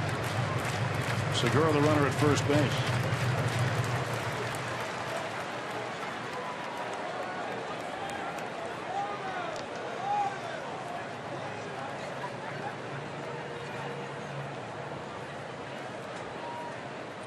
Stand him up inside. Trying to get the call. Ground ball to first. Ishikawa throws to second for 1. Gung the return throw. That's a double play. 3, 6, 3, and there are 2 men out. Nobody on now for the Brewers. Oh, he got it in there good on Lucroy. Tied him up. A weak grounder over there and Smooth play by Ishikawa, not wasting any time, catching and throwing all in one motion. Throwing it to the inside part of second base where Jung Ho Gung is free and clear of the base runner. Easy couple of steps back to the bag. Nicely done. Ishikawa, pretty good defensive first baseman. The Brewers folks mentioned that to me the other day. He played here for a while. They liked his work over there. A little more natural too on that type of play with a lefty. You don't have to turn the body. It's just like a third baseman going around the horn with a double play. Nice and free and easy. 1-0 delivery. 1-1. Braun trying to tie it up with one swing out in front of that changeup. Well, you got to think too, John, that Ishikawa in the Kansas City series could see some time as a starting first baseman. Pedro could be the designated hitter. Yep, that would make sense.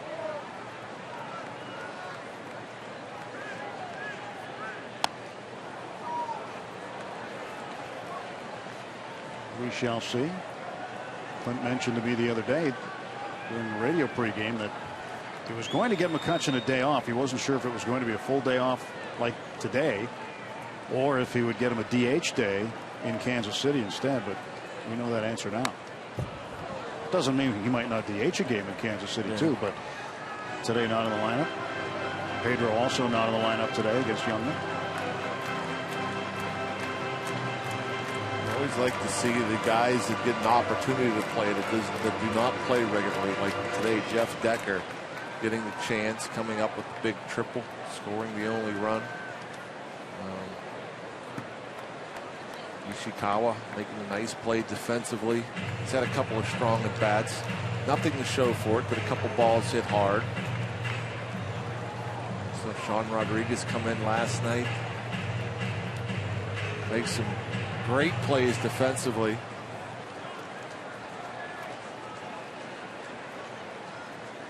Two to Ryan Braun. Full count.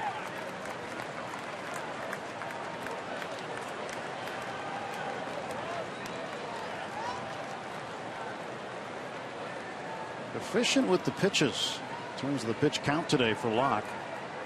It's the 73rd pitch is a grounder to short.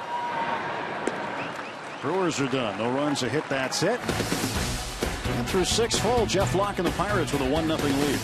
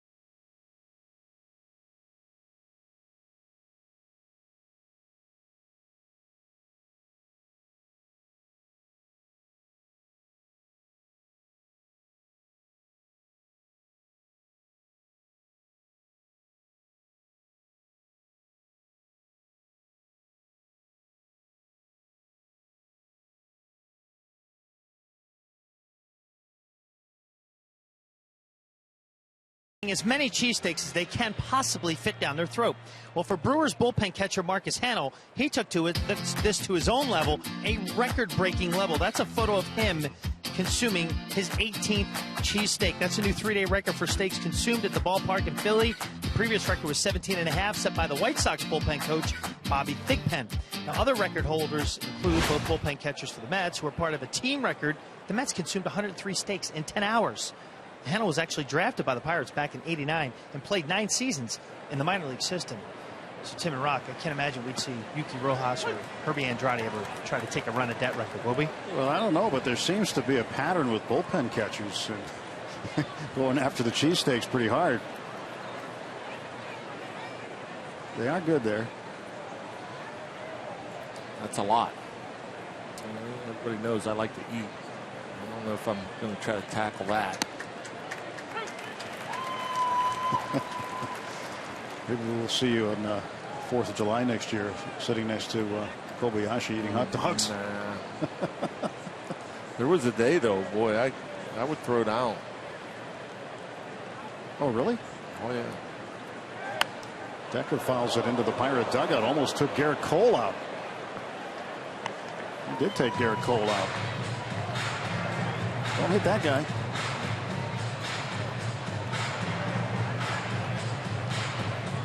I think he got out of the way. Looked like he jumped out of the way. Then stumbled. He's all right. 0-2 on Decker, who tripled and scored. 1 ball and 2 strikes.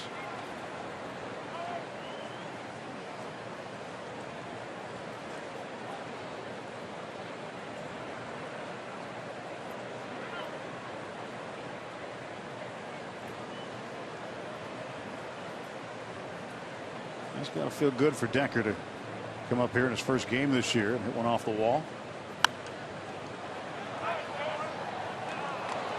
And knowing this team needs a win today after dropping the first 2 in this series, Jeff's got to feel good about helping the Pirates get in front. Yeah, I mean, he's Jeff Locke. He's had some good games here at Miller Park. You don't think of the matchup. You think of this little tiny park. The ball jumps, short dimensions. You got big righties like Gomez and Braun, Ramirez, and Lucroy. You don't think it's a very good matchup for the Pirates, but Locke has pitched some great games here. And pitching a dandy so far this afternoon. 2-2 slap foul. Decker's last appearance in a big league game prior to today was on the 13th of July of last season at Cincinnati. He was not part of the club's expanded roster in September.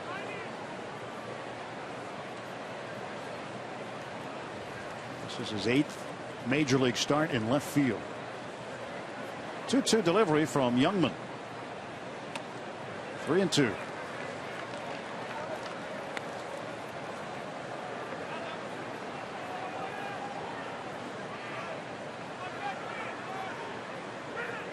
Will be pitch number 9 from Taylor Youngman to Jeff Decker.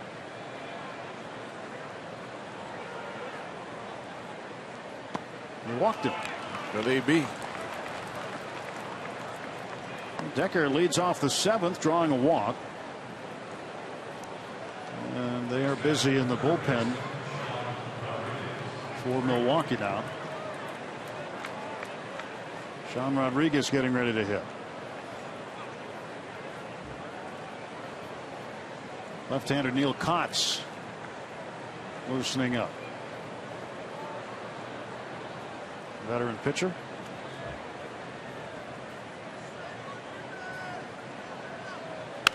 Rodriguez a ground ball to third.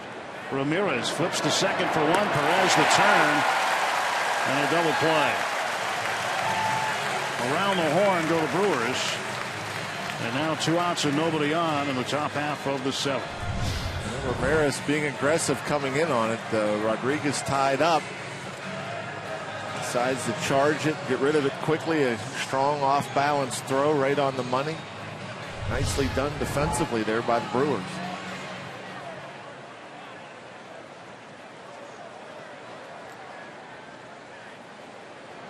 And now Jeff Locke, who has walked and driven in the game's only run with a base hit on a 3-2 pitch in the 5th.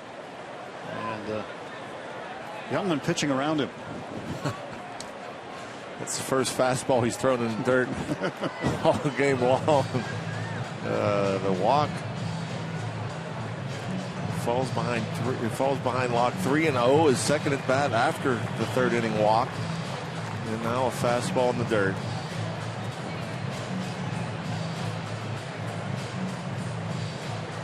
Let's see Jeff get another one here.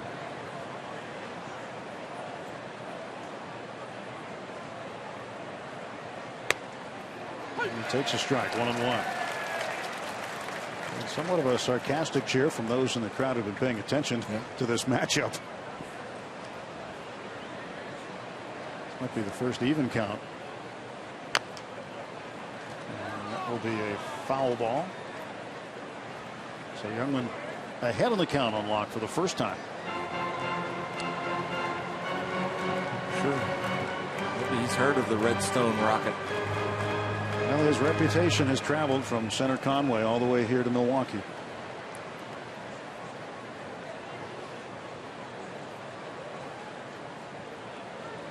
And Jeff strikes out.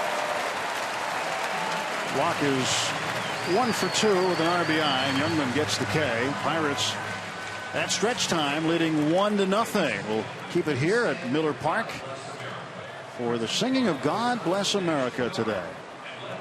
Kozlowski from the Brewers Guest Services. God bless America, land that I love. Stand beside her and guide her through the night with the light from above. From the mountains to the prairies, to the oceans white with foam. God bless America, my home, sweet home. God bless America, my home, sweet home.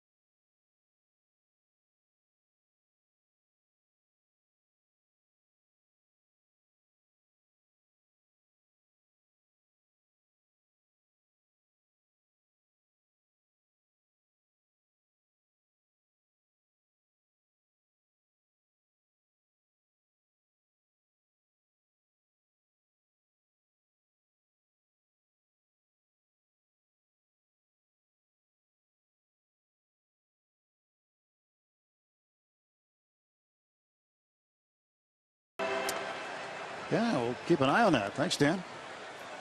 Here, bottom of the 7th inning. Carlos Gomez facing Locke. Jeff delivers ball 1. That's amazing, really. That's remarkable to have a streak like that.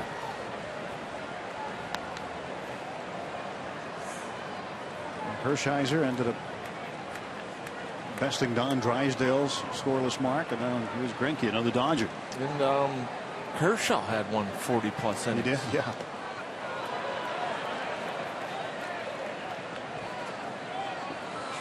So Carlos Gomez at the plate, and Gomez 0 for 1.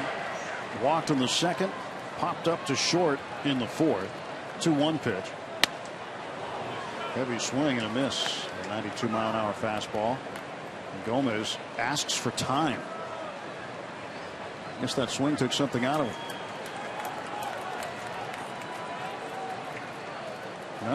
Under the speed-up rules, you can't just step out and walk around after a swing and a miss. But see a grimace after he took that healthy cut. 94 miles per hour from Jeff Locke in the 7th inning. A four-seamer. We don't usually see him go that high with the fastball. And Jeff not yet at 80 pitches. You know, his best major league outing, just the ones I know of that we've seen, was against the Cleveland Indians just 2 starts ago. 8 innings. Gave up just 2 hits, no runs, struck out 6. Finished at under 90 pitches, 89 pitches. He walks Gomez for the second time. Tying runs aboard in the bottom of the 7th. Follow the Pirates wherever you are with MLB.com At Bat, the #1 app for live baseball. At Bat is up to the moment at any moment with in-game highlights, live look-ins, replay reviews, radio broadcasts, StatCast, and more. Get MLB.com At Bat for your smartphone or tablet.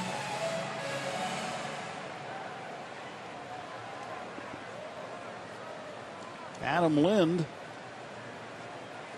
into a fielder's choice in the 2nd inning. Grounded out to Ishikawa at first in the 4th. In the air right. Ranging over toward the line, Polanco.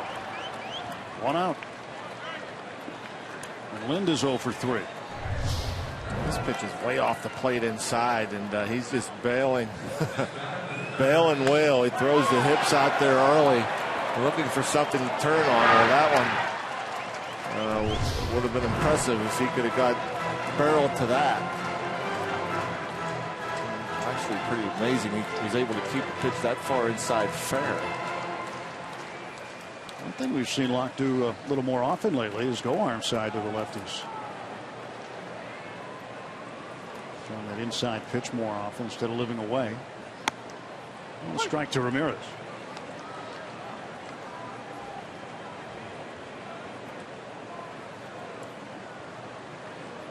Gomez represents the tying run. Pirates and Brewers in a close one this afternoon. 1-0 Bucks. Pirates scored their lone run in the 5th. Jeff Locke with an RBI base hit. Scoring Jeff Decker after Decker's first career triple. Now double barrel action going on. Will Smith, the left-hander, along with Neil Kotz, the other lefty.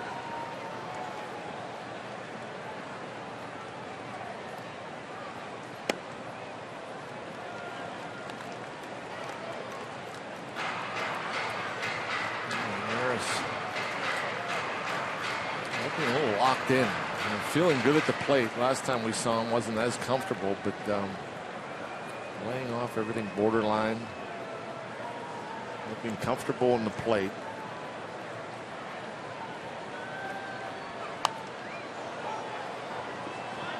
Good location there from Locke, not missing over the plate, keeping it in on the hands.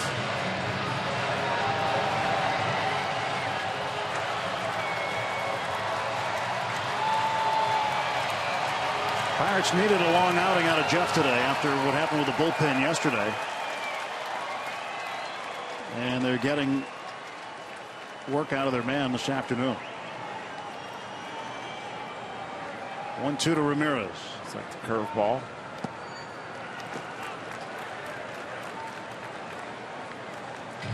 Vance Worley is going to be down a few days after pitching 4 innings. Bayless Guerra, only as Clint put it today, only if they needed to call 911 would Guerra be available. And Bastardo not available after 2 innings of work yesterday. So Wilfredo Boscan brought up from AAA. Gorkis Hernandez going on the disabled list. A left shoulder impingement. 2-2. Ramirez belts it to left field. Declo played on a hop. Big turn by Gomez around second. Will stop there. And now the Brewers have 2 on with 1 out. Went back inside with the fastball there. A good rip from Ramirez the last time he saw the fastball in. Fouled it back this time. Right on time. Turns it around.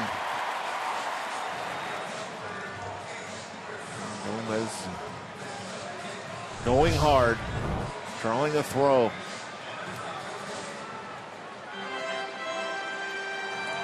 Hurdle, I'm sure, calling the bullpen. Probably going to get up Jared Hughes, would be my guess.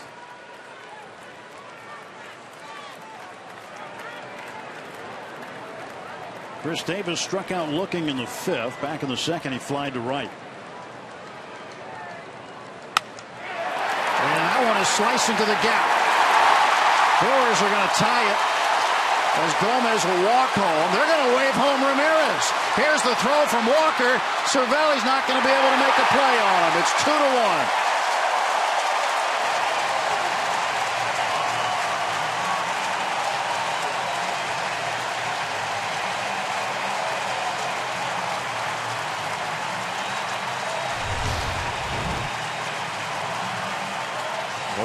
Inside out swing again. Not a bad pitch from Jeff Locke. That's where he likes to go. The inside out swing from Davis, able to get it in that gap. Not a great strong throw from Marte right there. You know, Marte with the cannon, kind of nonchalant with that throw in there. I was very surprised that Ed Cedar, the third base coach, sent the aging Ramirez all the way around from first. Between the throw in from Marte and the relay from Walker, Ramirez somehow able to score from first. Now, that's not Marte's best. Everybody knows he has one of the better arms in the league, and that just kind of he just kind of turned and tossed it. Didn't have a lot on it.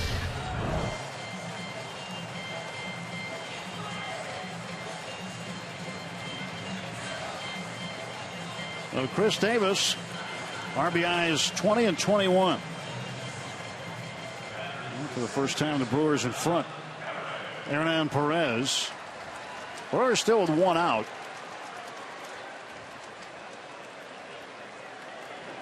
And a whole new ball game. Things have turned upside down on the Pirates in the bottom of the 7th inning. And, you know, Jeff Locke, everybody knows he likes to come in with that fastball, likes to tie guys up, and you know, he put pitches right where he wanted. You can't call either one of them mistakes. He likes to go and elevate that ball in on the right-handed batters. They're just 2 good swings from Ramirez and Davis. Up in the air to shallow center, backing up is Walker. The Pirates second baseman will put it away for the 2nd out. And that'll spell the end of the afternoon for Taylor Youngman. He'll be pinch hit for. He's one of the National League's hotter hitters in recent weeks. Gerardo Parra, 7 for 14 as a pinch hitter this season.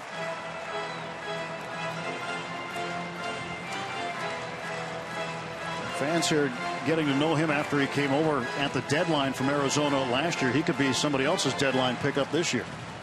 He has really raised his trade value in the last few weeks. 2-time Gold Glove outfielder with the Diamondbacks. OPS at almost 850.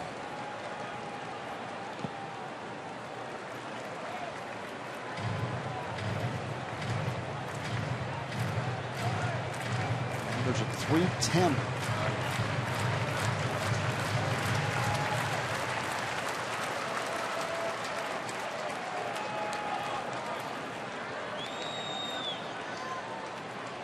1-0 the count. And that is a ball caught by Walker, but it'll be a base hit. Now Walker's going to come to the plate, and they've got Davis hung up between third and home. Rodriguez to Cervelli, and that's the out. Good play by Neil Walker. Good idea hanging on to that and getting that ball to Cervelli. 2-1 Brewers. They take the lead after 7.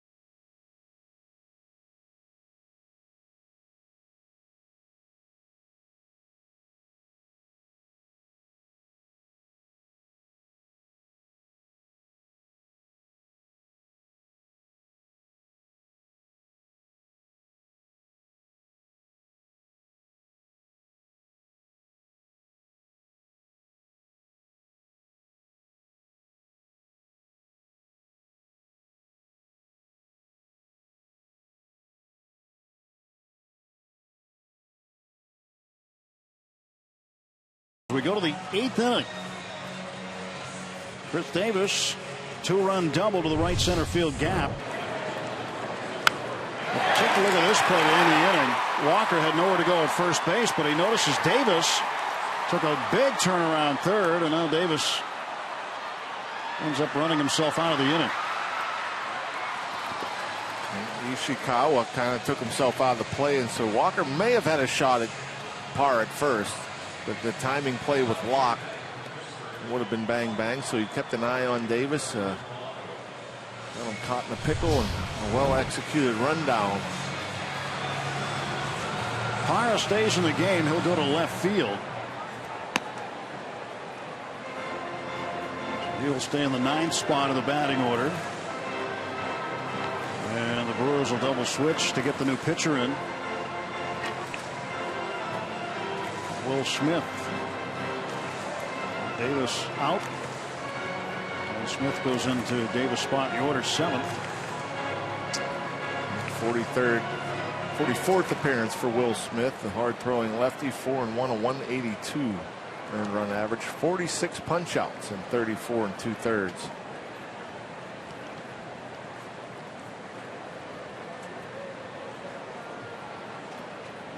Bring in Smith to face the lefty Polanco, and then turn Walker around about right-handed.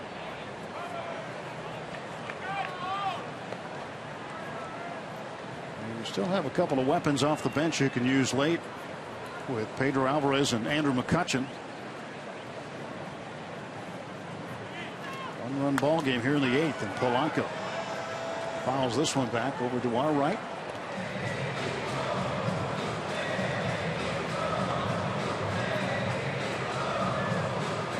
And if you're joining us late, one of the storylines early on, Jordy Mercer injured in the game when Carlos Gomez slid into him, breaking up a double play.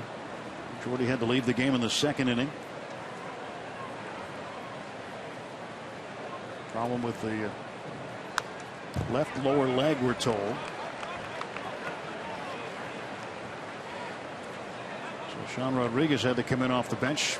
He went to third base. Jung Ho Kang went over to short. No news may be good news. They didn't say anything about the knee. They're saying lower leg. And so usually in all the ballparks they have a x-ray machine. They'll get their x-rays done and read. And we haven't heard anything yet, so that could be good news.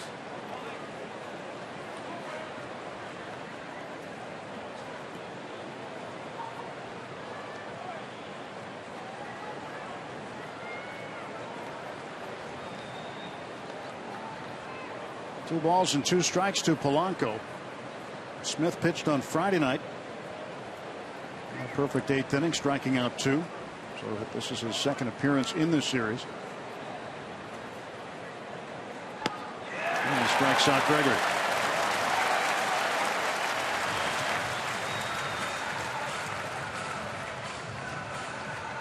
Our Nissan road ahead tomorrow night in Kansas City. A.J. Burnett takes his 7-3 record into the game.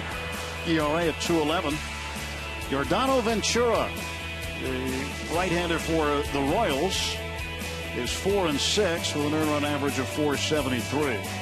For game 1, Burnett and Ventura tomorrow night. Walker fouls the first pitch back. It's going to be tough in Kansas City. They've got such a tremendous bullpen. Got to get the Royals early if you're going to get them normally. Yeah, they shorten the game, that's for sure. As do the Pirates.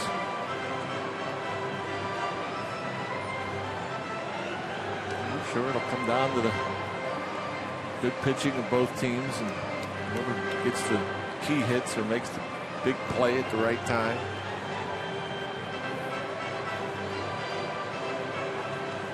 Giving Lucroy an extra second, took the ball off an arm. And the 0-1 coming to Walker.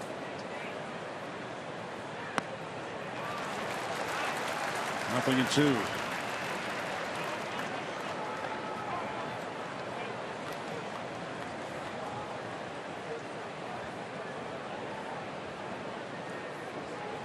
Will Smith this year, 47 strikeouts in just 35 innings of work.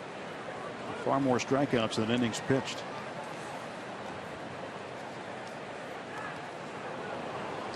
Lucroy had to block that one too. Piece of the arm. Yeah, he's a punching bag back there right now.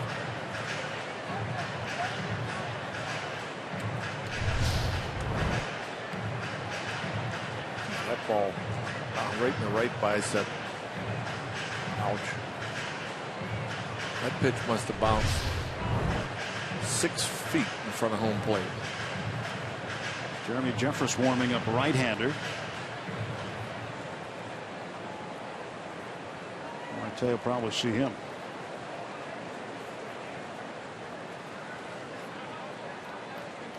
One and 2 to Walker. Will Smith, the left-hander, set to go. 2-2.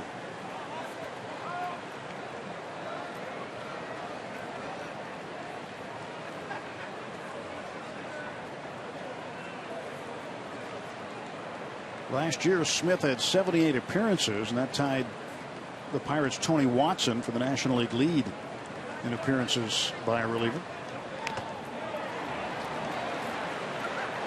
He was used a lot. Lucroy again. Taking a beating. Another slider. Walker able to get a piece of it. That ball came up. Got Lucroy in the mask.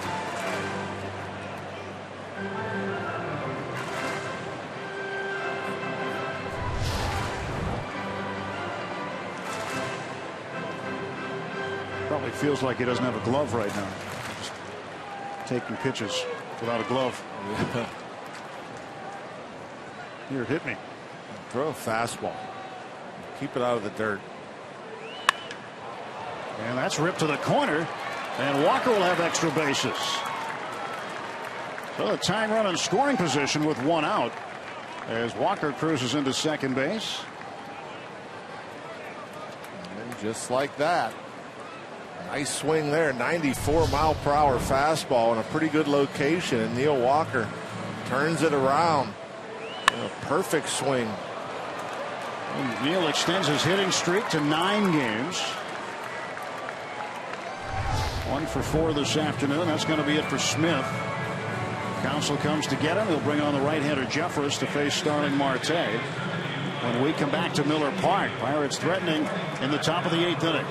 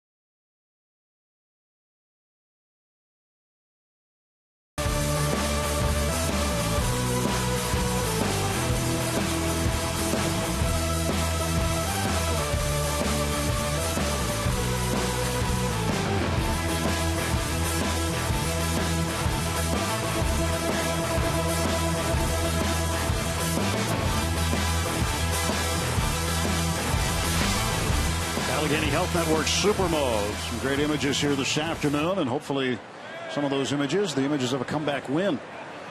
Jeremy Jeffress to face Starling Marte, 1 out. Tying run Walker at second base.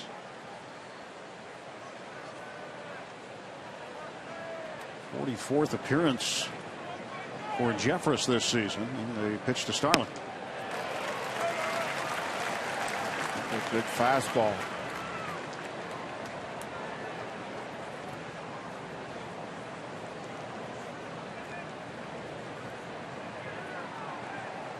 Marte 0 for 3 today.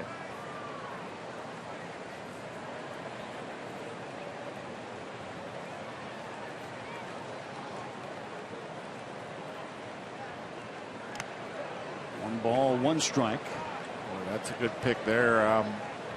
You're kind of defenseless as a catcher. When you call for a fastball, you don't anticipate it in the dirt, and so you're not going to have time to get down. So you just try to use your glove, and Lucroy does a good job keeping that ball from getting to the backstop.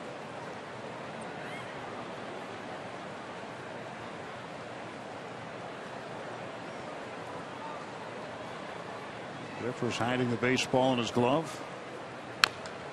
Marte chops one foul. Every pitcher seems to have a different way to hold the ball in their glove, whether it's by the belt, up high by the chin, against the chest. It's a matter of preference. So many of them are paranoid at tipping pitches.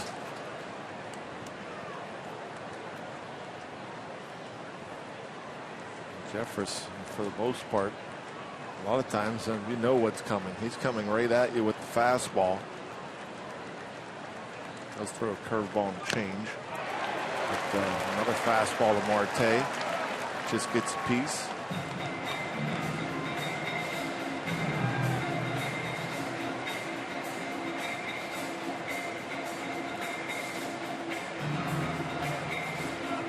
Right-handed batters, he throws that fastball 81% of the time.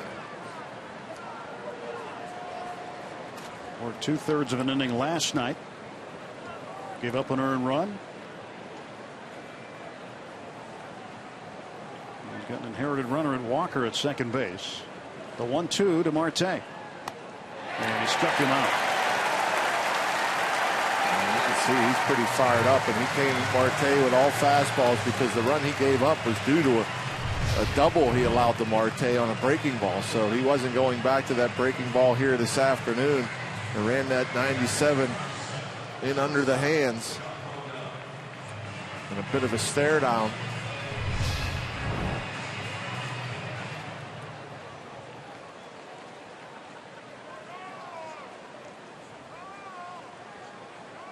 Jung-Ho Kang is the batter.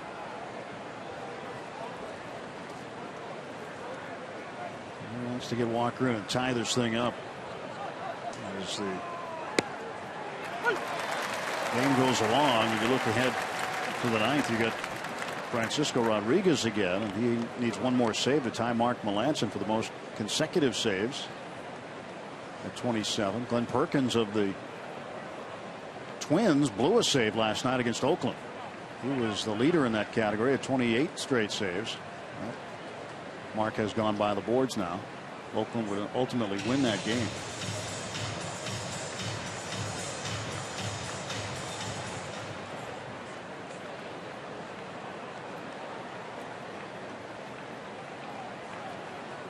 Oh, 1 to Jung-Ho.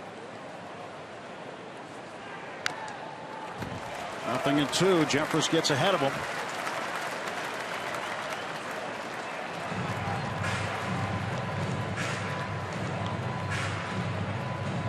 Young today 2 for 3. Pair of base hits.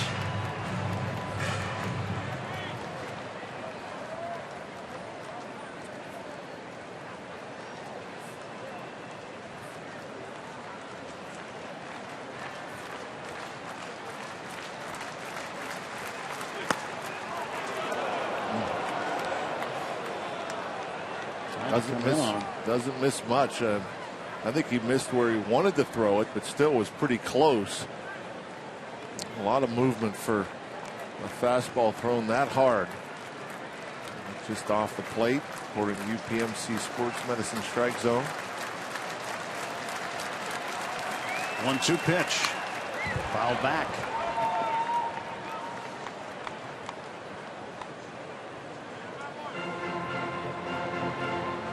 Two-run double by Chris Davis in the bottom of the 7th. The difference so far. Jeff Locke drove in the only Pirates run in the 5th after Jeff Decker recorded his first career triple. And now Jung Ho facing Jeffress with Walker, the tying run at second base.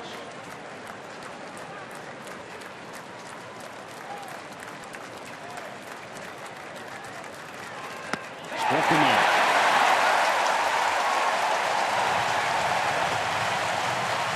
Pirates leave the tying run at second. We move to the bottom of the 8th. As Jeremy Jeffress comes out of the bullpen and strikes out 2.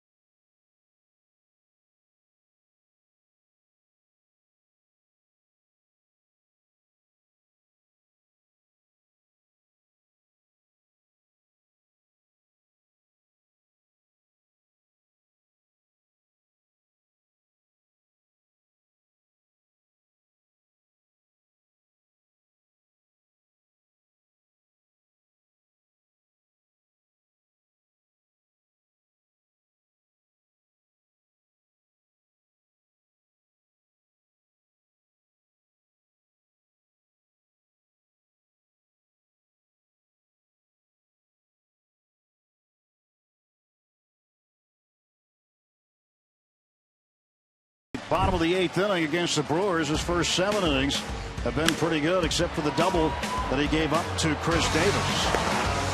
That's a shame he's down in the score rate now, 2-1, because he's had everything working. He's had the fastball and throwing it where he wanted to. He's tied up Lucroy there for the double play. He's threw some good curveballs. Changeup has been effective as well. Just 91 pitches.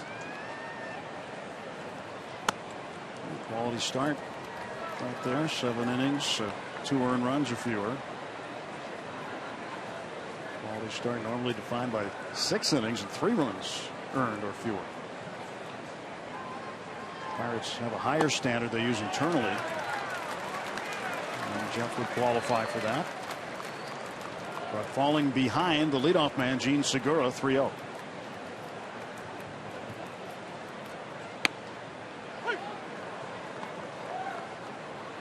See if he can come all the way back, finish this inning, see if the Pirates can score for him in the bottom of the 8th. Fills the count up at 3-2. Pirates will get the bullpen going behind Jeff now. If he does finish his 8th inning and the Pirates don't score for him, I said bottom of the 8th, I meant top of the 9th. It'd be a strange complete game. Not the kind of complete game you want, where it's 8 complete. Jared Hughes throwing in the pen. Chopper to the first base side, played by Ishikawa, 1 out. So a good job of coming back from that 3-0 count to retire Segura.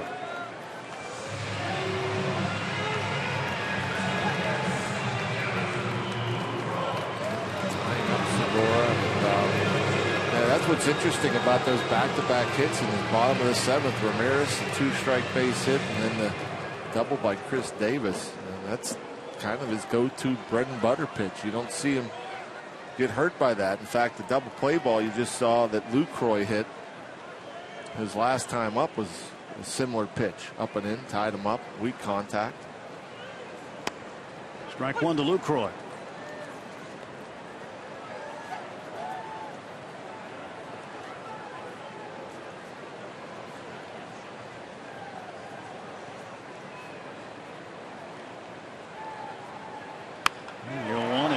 Hit to left field. That'll bounce in front of Deckert. Lucroy has his second hit. 1-out single for the Brewer catcher. Checking on the bullpen to see if Hughes is ready. Hughes doesn't need a lot of time. He is ready. So here comes Clint to get him. That's going to do it for Jeff. Jeff will go 7 1/3. Good long outing. That is definitely something that the Pirates needed out of Jeff Locke. 99 pitches for Jeff today. Good effort. I'm just telling him you pitched a great ball game.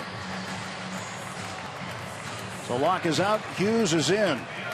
2-1 Brewers, bottom of the 8th.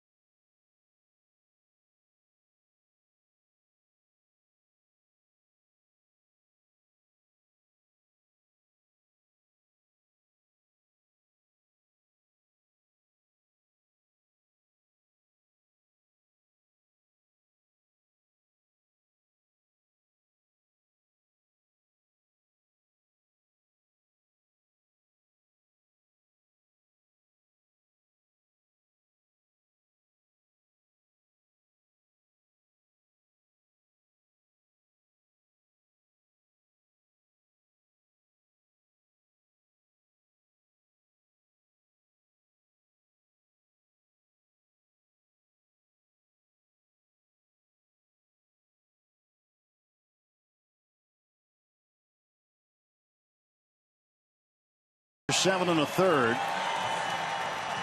Giving up the 2 earned runs. Jeff, pretty solid outing this afternoon. Bittersweet. I'm sure he's pretty happy with the way he pitched. He had pretty good command, but coming out down 2-1 as Hughes gets the ball for the 46th time. 2-1, 2.23 ERA.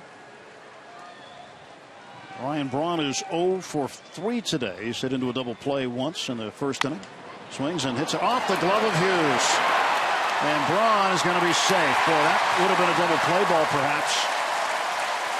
But Jared could not field it. And instead of getting out of the inning, the Brewers now have 2 on with 1 out. Probably the only way it's not a double play is if what just happened. If it gets by Jared Hughes and he doesn't touch it, it's probably a double play ball. If Hughes fields it cleanly, it's a double play ball. But by him deflecting it, knocking it down, nothing anybody could do about it. Well, base hit for Braun. Here's Gomez. 9th hit by the Brewers this afternoon.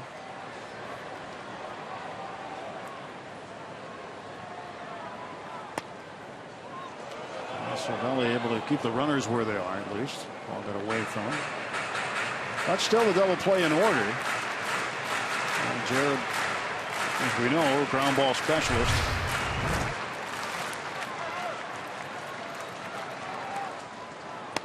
And that sinker. Lucroy thought about it for a moment.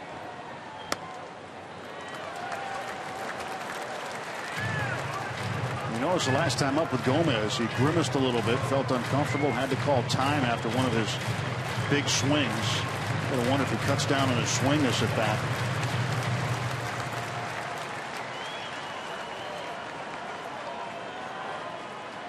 He knows what he's going to see here. He's going to get the sinker. Cervelli's setting up down the middle, but maybe he was setting up down the middle just to get Gomez's hopes up. Sometimes the hitter will look behind you, see where the catcher's set up.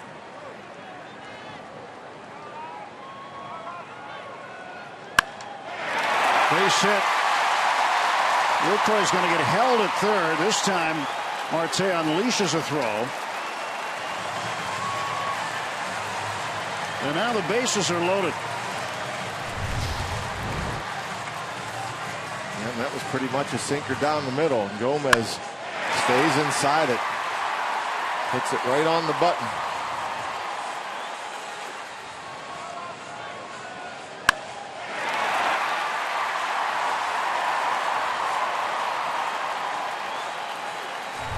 Eddie Cedar making a wise decision there, holding up Lucroy. That throw would have been right on the money. And the Brewers have won 15 of the last 21 games. They have gone under the radar, really, because they're a last place team. And they are playing some of the better baseball in terms of wins and losses, anyway. And they're playing with more attitude. There's a bouncer to Ishikawa. Oh, it's called a fair ball. Lucroy comes in to score. Cervelli asking for help from the home plate umpire Adam Hammery. The first base umpire C.B. Buckner called that a fair ball. Ishikawa doesn't believe it. And because that's in front of the umpire, I don't believe they can challenge this one. But what Clint can do is ask for help. Ask the umpires to give him a hand here. That did not look like a fair ball. I don't know if we're going to get a good view of it down the line. That one hopper, it looked like Ichikawa gloved it. Obviously, as he gloves, it's in foul territory, but it doesn't matter where the glove hits the ball. It's where the ball goes over the base. And that's what C.B. Buckner is telling Clint Hurdle right now. It went over the bag. He said it a couple of times, and Clint doesn't agree.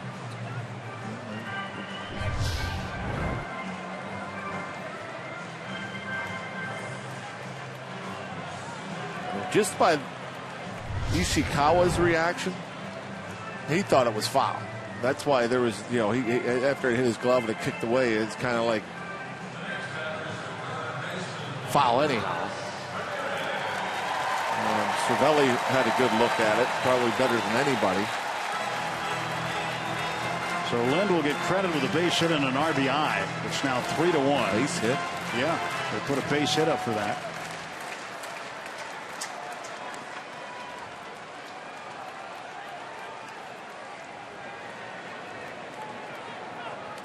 And Ramirez hits one foul. You double check. That's an error. They will charge an error, but they also added a hit on the scoreboard. So it is an error charged to Ishikawa.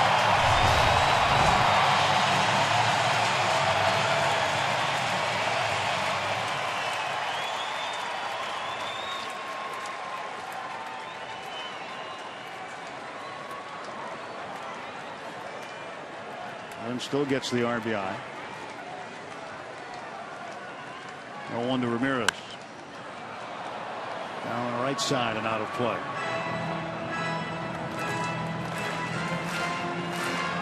So that run that Lucroy scored, charged to Jeff Locke. The book is closed on Jeff. He will get charged for 3 earned runs. And it's a shame too. We've talked so much about the Pirates' defense at times, and the Ryan Braun comebacker that should have ended the inning. A routine ground ball, really, which would have ended this bottom of the 8th. Still would have been a 2-1 game. That play not being made, and obviously the ground ball to Lind, the one hopper to Ishikawa. Brewers up 2, threatening. Bases loaded, 1 out here. Blow it open. To the backstop it goes, and nobody moving up. It was a true bounce right back to Cervelli, and there would have been no chance for Braun.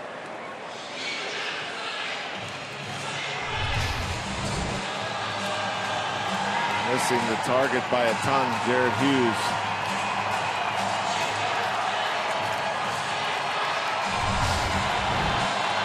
Good break.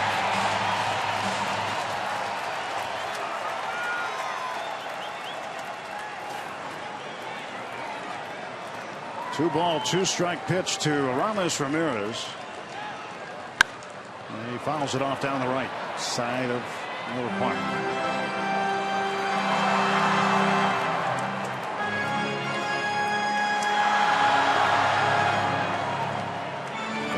Veteran Ramirez seeing the ball well.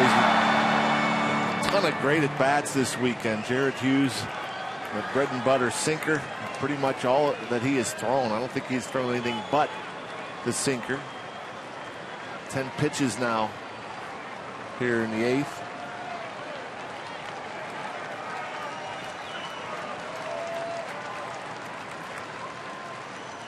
Two is hit well. Marte on the run, and he will make the catch. Braun will tag and score. Sacrifice fly for Ramirez. It's 4-1 Milwaukee.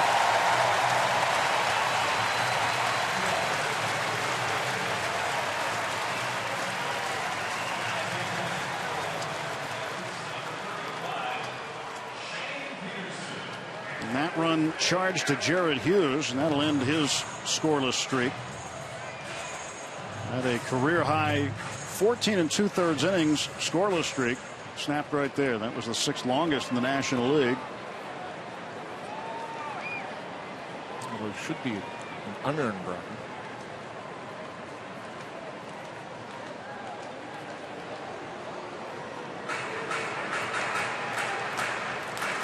Because of the error on Ishikawa.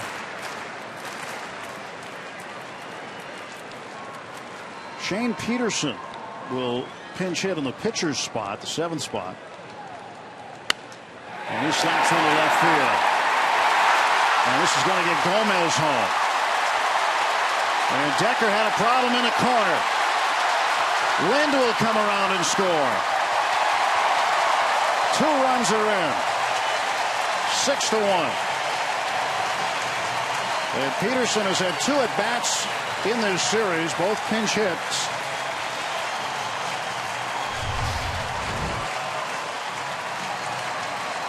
Man, that's just a nice piece of hitting. That sinker down and away.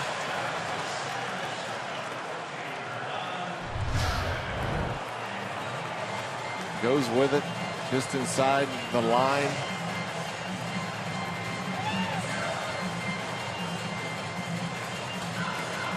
And something you don't see often. Clint Hurdle coming to get Jared Hughes. Hughes usually gets the Pirates out of an inning. Clint has to come get him here today. The Brewers with a 4 spot in the bottom of the 8th inning have opened this up to a 5-run lead.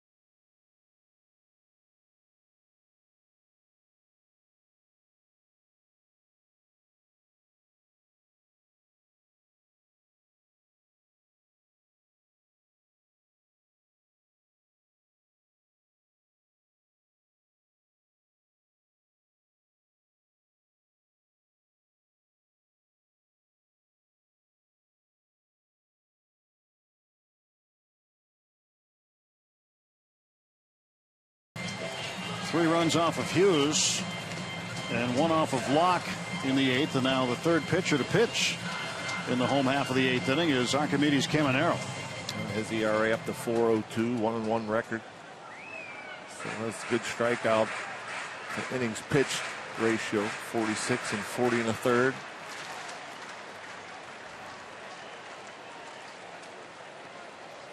We'll face Hernan Perez with Peterson down at third base.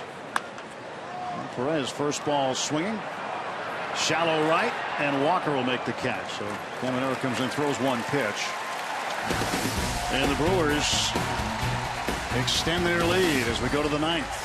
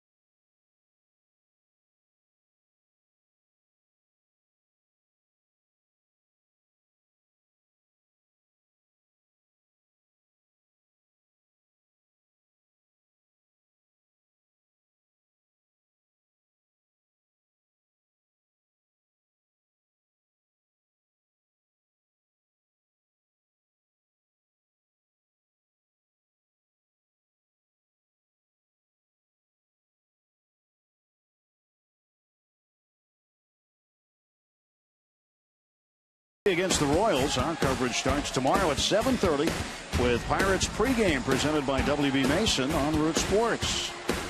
Battle right-handers tomorrow night. A.J. Burnett 7-3, Yordano Ventura 4-6 for the Royals. And there's the matchup in Game 1.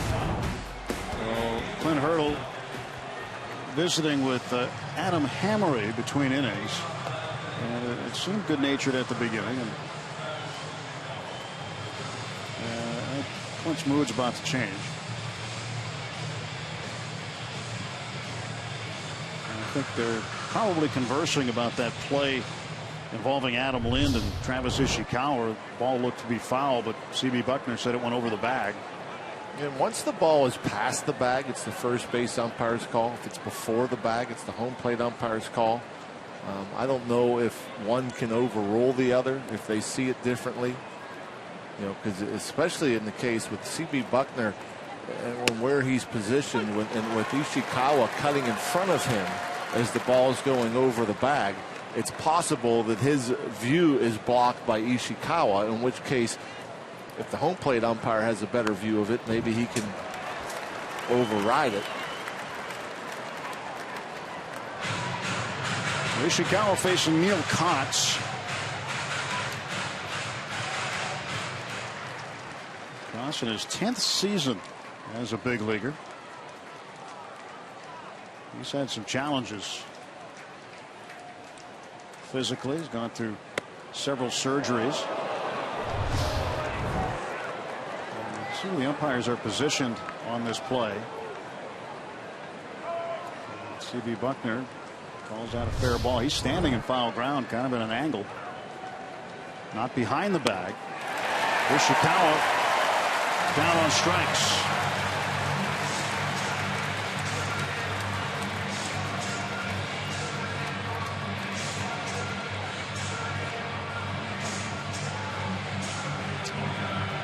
Seventh appearance, 1-0, 3.50 ERA.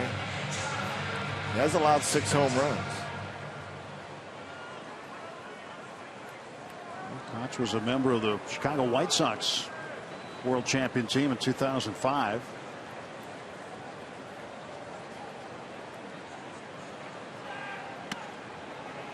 Ball 1 to Cervelli. Caught had Tommy John surgery 2009 and then had to have hip surgery on a labrum in 2010. That got infected. He had 3 more surgeries after that. Kept him out for a while.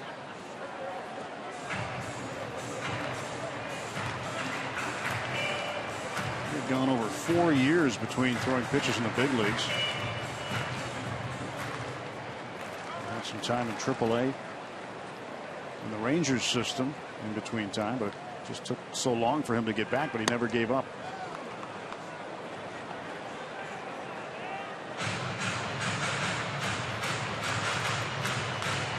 (3-0) the count to Cervelli.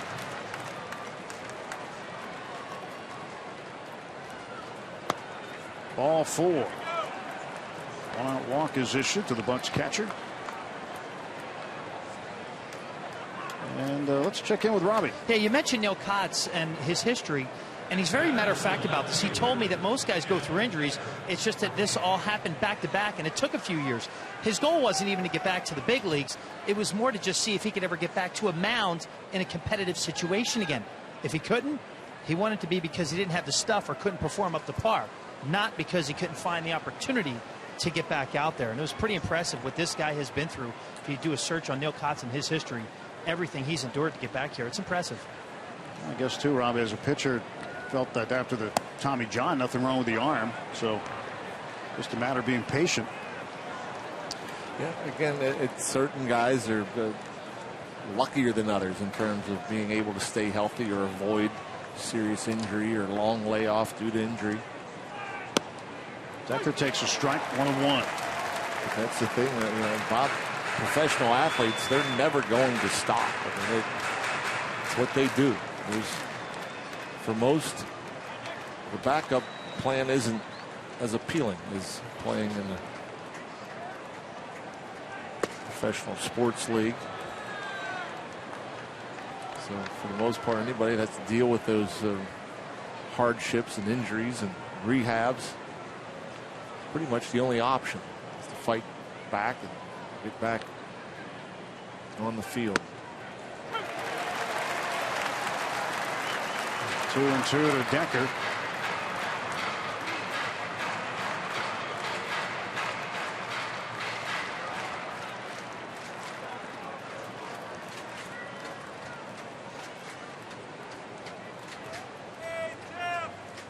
Two. 3 balls and 2 strikes. Full count to Decker.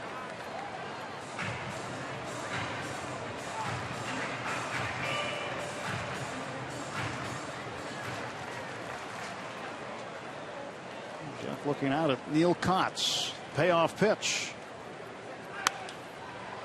Popped it up. Left side. Ramirez will pull it in. Pirates down to their final out. Back in the 2nd inning on this play at second. Carlos Gomez with a hard slide trying to break up a would-be double play on a ball hit by Adam Lynn. Mercer taken out. An injury to the lower part of the left leg. He had to be helped onto the cart and then taken out of the stadium for assistance. And no further word on Jordy. Hope he is okay.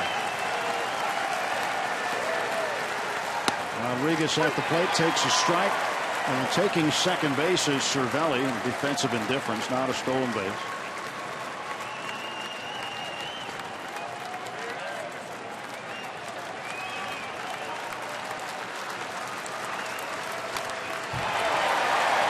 And the Bucs down to the last strike.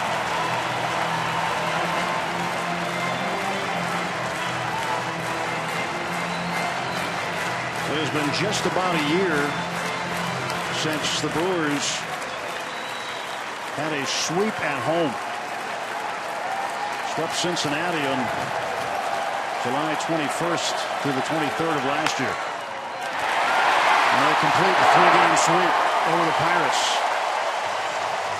Pirates stumbling out of the gate in the second half of the season as they drop 3 here in Milwaukee. They go to 53-38, and for the time being, a half game behind, another half game behind the Cardinals And that'll be a 5-game lead for the Cardinals, but they're scoreless with the Mets in the top of the 9th inning.